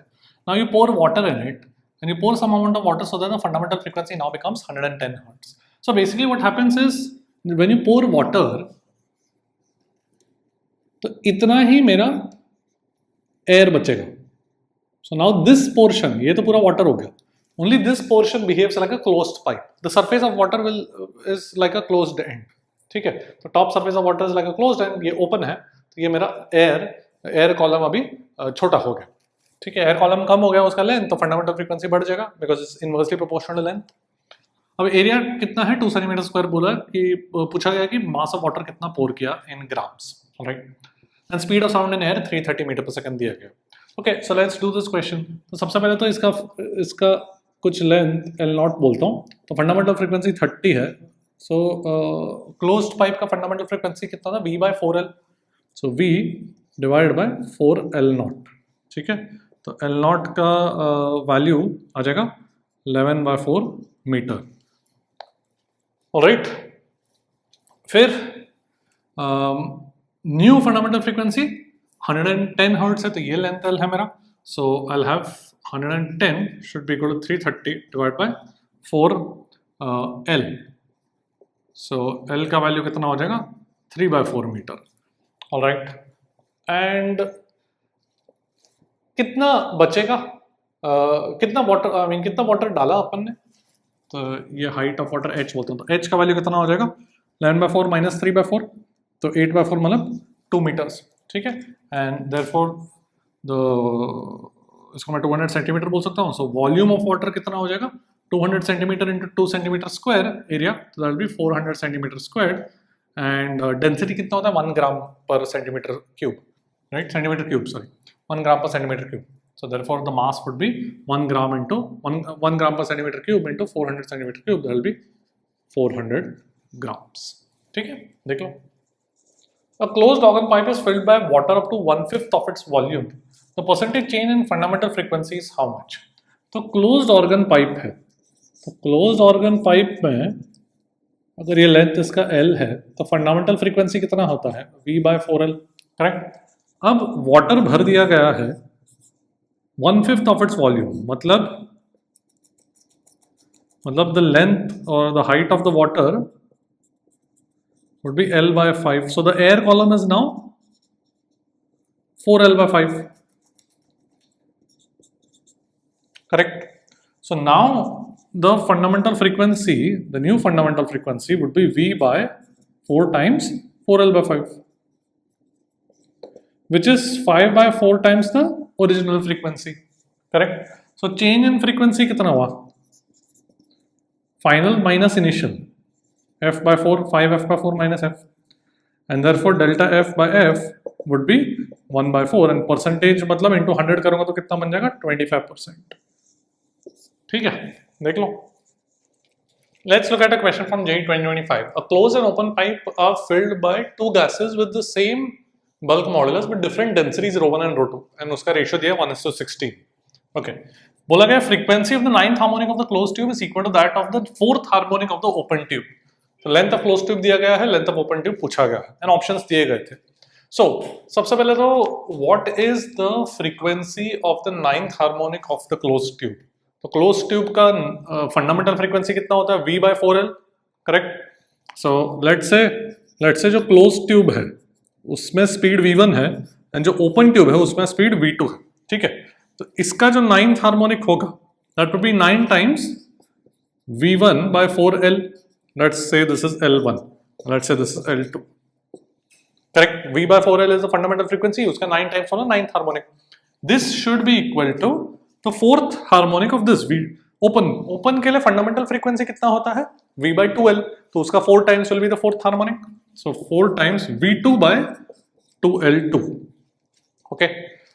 So basically मेरे पास ये 2 कट गया, so L2 का वैल्यू आ जाएगा, ये L1 is 10 सेंटीमीटर, राइट। तो इसको मैं 10 सेंटीमीटर लिखता हूँ। सो L2 आ जाएगा, ये 20 उधर लेता हूँ, एंड ओ यहाँ पे 4 भी है ना, तो 220 × 4 80 बन जाएगा।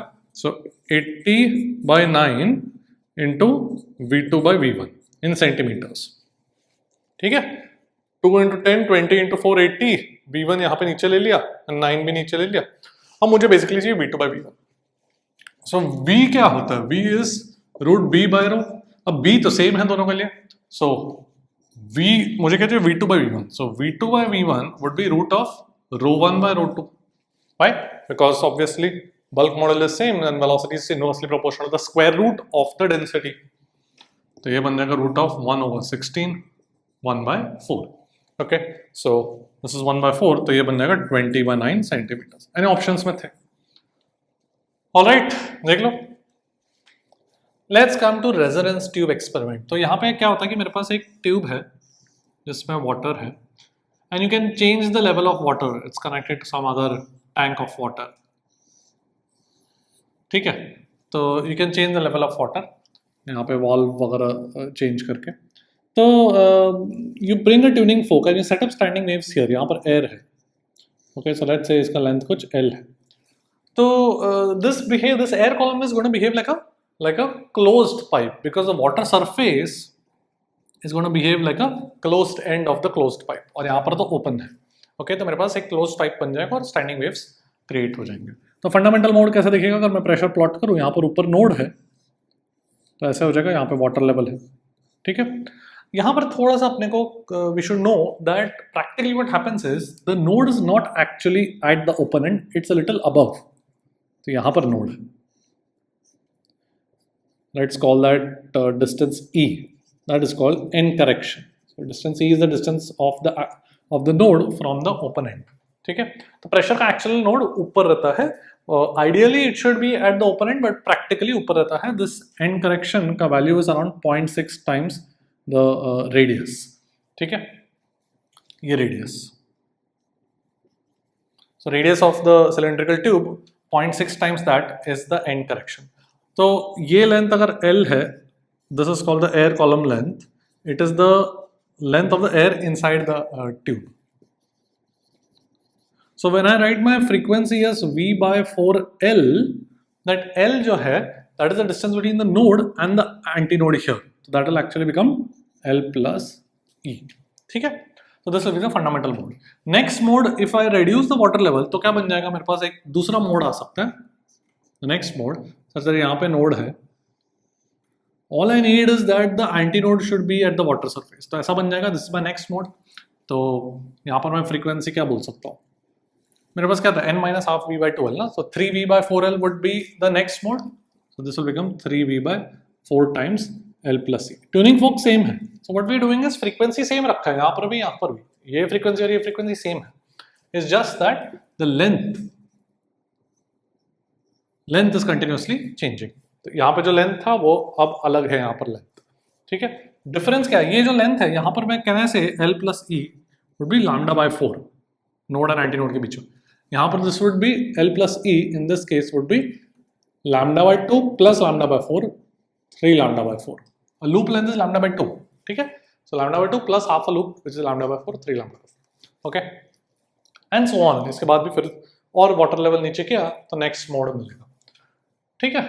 देख लो. Let's look at a question that came in JEE 2020. तो मेरे पास एक tuning fork है. तो question में बोला गया था it is in resonance with this tube जिसमें water is filled up to 17 centimeters. Then the water level is raised and then again you achieve a resonance. The next resonance is achieved when the water is at 24.5 centimeters. ठीक है? Speed of sound या frequency कितना होगा वो पूछा गया. तो दो यहाँ पे बोला नहीं गया ये fundamental mode है, ये क्या है, कुछ नहीं बोला गया. Just consecutive resonance modes है. तो consecutive modes में क्या होता है कि you have यहाँ पे कुछ ऐसा होगा. ठीक है? Just मैंने example बताया.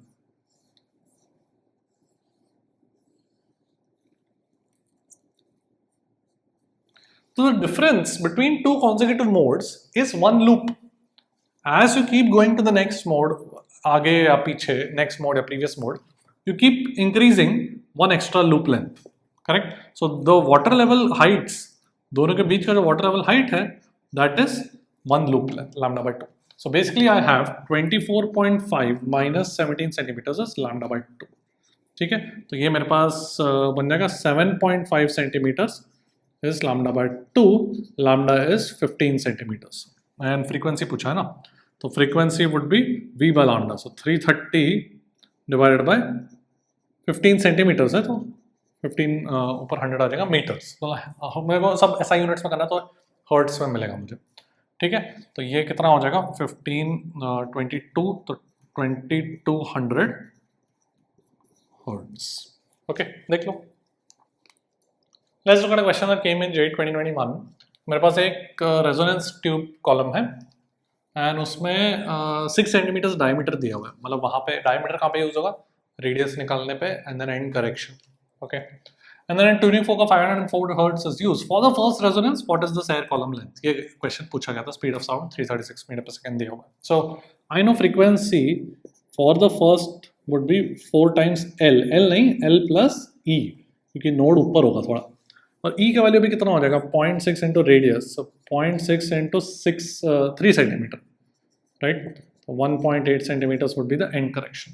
राइट. सो फ्रीक्वेंसी कितना दिया 504 एंड स्पीड कितना 336 divide by 4 times L plus E. L is what we want. ठीक है? राइट. तो ये बन जाएगा 4 इंटू 84, करेक्ट.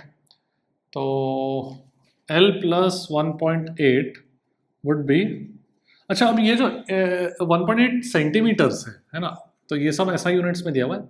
तो अगर मैं मीटर में कन्वर्ट इसको सेंटीमीटर में कन्वर्ट कर लूँ तो इंटू 100 कर दूंगा. ठीक है? Alright. And this should be equal to, अगर 14 into 6 is 84, so this will become 3 into 6. सही लिख रहा हूँ. 14 3 is 42, 14 6 is 84. ठीक है? तो ये 6, तो L plus 1.8 centimeters would be 100 by 6 which is 50 by 3, which is 16.67 centimetres बोल सकता हूँ, ठीक है। तो L का वैल्यू कितना बन जाएगा 16.67 माइनस 1.8, तो that would become 14.8 centimetres, 1 decimal place तक, ठीक है। देख लो,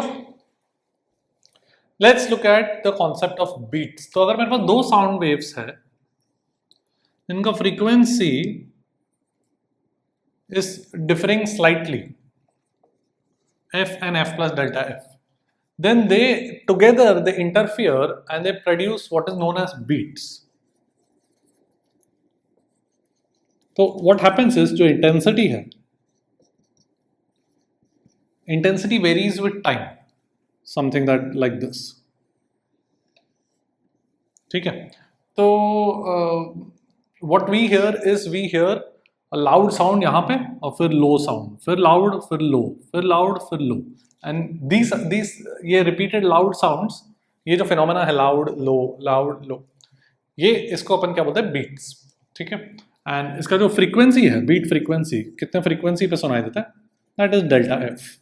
delta F is much smaller than F, alright. तो सपोज फॉर एग्जांपल मेरे पास अगर दो ट्यूनिंग फोक है, इसका लेट्स से 256 हर्ट्ज है और इसका 260 हर्ट्ज है। If they are sounded together the difference is small compared to the frequencies, so we will hear beats and frequency कितना होगा, beat frequency 4 hertz, the difference, ठीक है। सो यहाँ पर बीट फ्रीक्वेंसी मतलब we are going to hear 4 beats per second. एक second में अपने को लाउड, फिर से लाउड, फिर से लाउड, फिर से लाउड, ऐसे 4 बार सुनाई देगा, ओके। देख लो, let's look at question that came in JEE 2024। तो मेरे पास एक क्लोज्ड ऑर्गन पाइप है, एक ओपन ऑर्गन पाइप है, 150-350 सेंटीमीटर्स, दोनों के बीच का 7 बीट्स पर सेकेंड का ट्यूनिंग फोक फ्रीक्वेंसी है, ठीक है। तो स्पीड ऑफ साउंड कितना हो जाएगा, सो इसका फ्रीक्वेंसी अगर मैं F1 बोलूँ और इसका फ्रीक्वेंसी F2 बोलूँ, तो F1 का वैल्यू कितना हो जाएगा, both are in fundamental, I should mention the question mentions कि बोथ आर इन फंडामेंटल, दोनों। तो F1 कितना हो जाएगा V/4L, 4L मतलब 1.5 मीटर्स, तो V/6, ठीक है। And F2 would be V/2L, so V divide by 2 into 3.5 metres, तो V/7।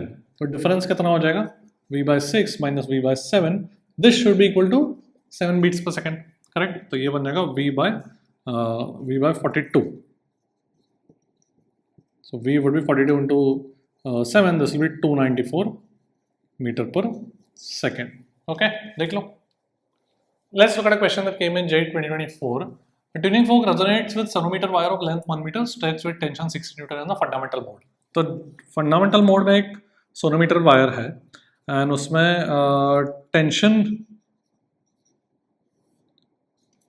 टेंशन है 6 न्यूटन, ये मेरा लेंथ हो गया। तो कैन आई से जी बोला tuning folk resonates with the sonometer wire, मतलब दोनों का फ्रीक्वेंसी सेम है। सो ट्यूनिंग फोक का frequency is equal to fundamental mode में कितना हो जाएगा V/12, करेक्ट। तो V का वैल्यू कितना हो जाएगा √T में और 1/2L, ठीक है। अच्छा, अब क्या बोला गया, when the tension is increase to 54 newtons the same tuning fork produces 12 beats per second. तो व्हेन अब इस टेंशन को 54 कर दिया तो फ्रीक्वेंसी कितना हो जाएगा 1/12 √T/μ 54/μ, करेक्ट। ये frequency, the new frequency minus the tuning fork frequency which is equal to this is equal to आ गया 12, ठीक है, ऑलराइट। तो 54 को मैं क्या लिख सकता हूँ, can I write it as 9 into 6। तो ये ट्यूनिंग फोक फ्रीक्वेंसी F है, सो कैन आई से दिस इज 3F, 9 into 6, 9 बाहर आ जाएगा, 3 बन जाएगा। तो 3F minus F is 12, so 2F is 12, so F का वैल्यू आ जाएगा मेरे पास 6 हर्ट्ज। सो ट्यूनिंग फोक का फ्रीक्वेंसी 6 हर्ट्ज, ओके। देख लो, let's look at a question from JEE 2025। In resonance experiment, air columns of 100 and 120 centimeters give 15 beats per second in the respective fundamental mode. Speed of sound कितना है ये पूछा गया है. तो सबसे पहले तो रेजोनेंस ट्यूब एक्सपेरिमेंट में अगर ये लेंथ L है तो जो फंडामेंटल फ्रीक्वेंसीज V/4L, यहाँ पे वैसे एंड करेक्शन ऐड करना होता है, but the question you have to deduce from the question कि यहाँ पर इस क्वेश्चन में एंड करेक्शन निगलेक्ट करना है, because they have not given us any information about the radius, they have not given us any information about the individual air columns का radius वगैरह भी डिफरेंट हो सकता है, वी डोंट नो, कुछ बोला नहीं गया है. Okay, so we are going to neglect the end correction. अब वो थोड़ा सा जेई मेंस का जो लैंग्वेज होता है वो हमेशा एकदम क्लियर नहीं होता है, that we have to accept and we have to deduce from the context of the question. Okay, so पहले वाले एयर कॉलम का कितना हो जाएगा, V/4 टाइम्स 100 सेंटीमीटर मतलब 1 मीटर, सब SI यूनिट्स में कर रहा हूँ मैं. एंड दूसरे वाले का कितना हो जाएगा, V/4 times 1.2 metres, V/4L, L is 1.2 metre. तो फंडामेंटल फ्रीक्वेंसी का जो डिफरेंस है that is 15 beats per second बोला गया है ना. ऑलराइट, देखो यहाँ पे अगर एंड करेक्शन लगाते तो फिर वो एंड करेक्शन अननोन रह जाता, ठीक है, तो वो अपन सॉल्व नहीं कर पाते क्वेश्चन. तो ऐसे अपने को डिड्यूस करना कि एंड करेक्शन यहाँ पे इग्नोर करना. एनीवे, तो ये क्या बन जाएगा, V/4 माइनस, या V/4 कॉमन ले लेता हूँ. सो V/4 कॉमन ले लिया, सो 1 माइनस 1.2 को मैं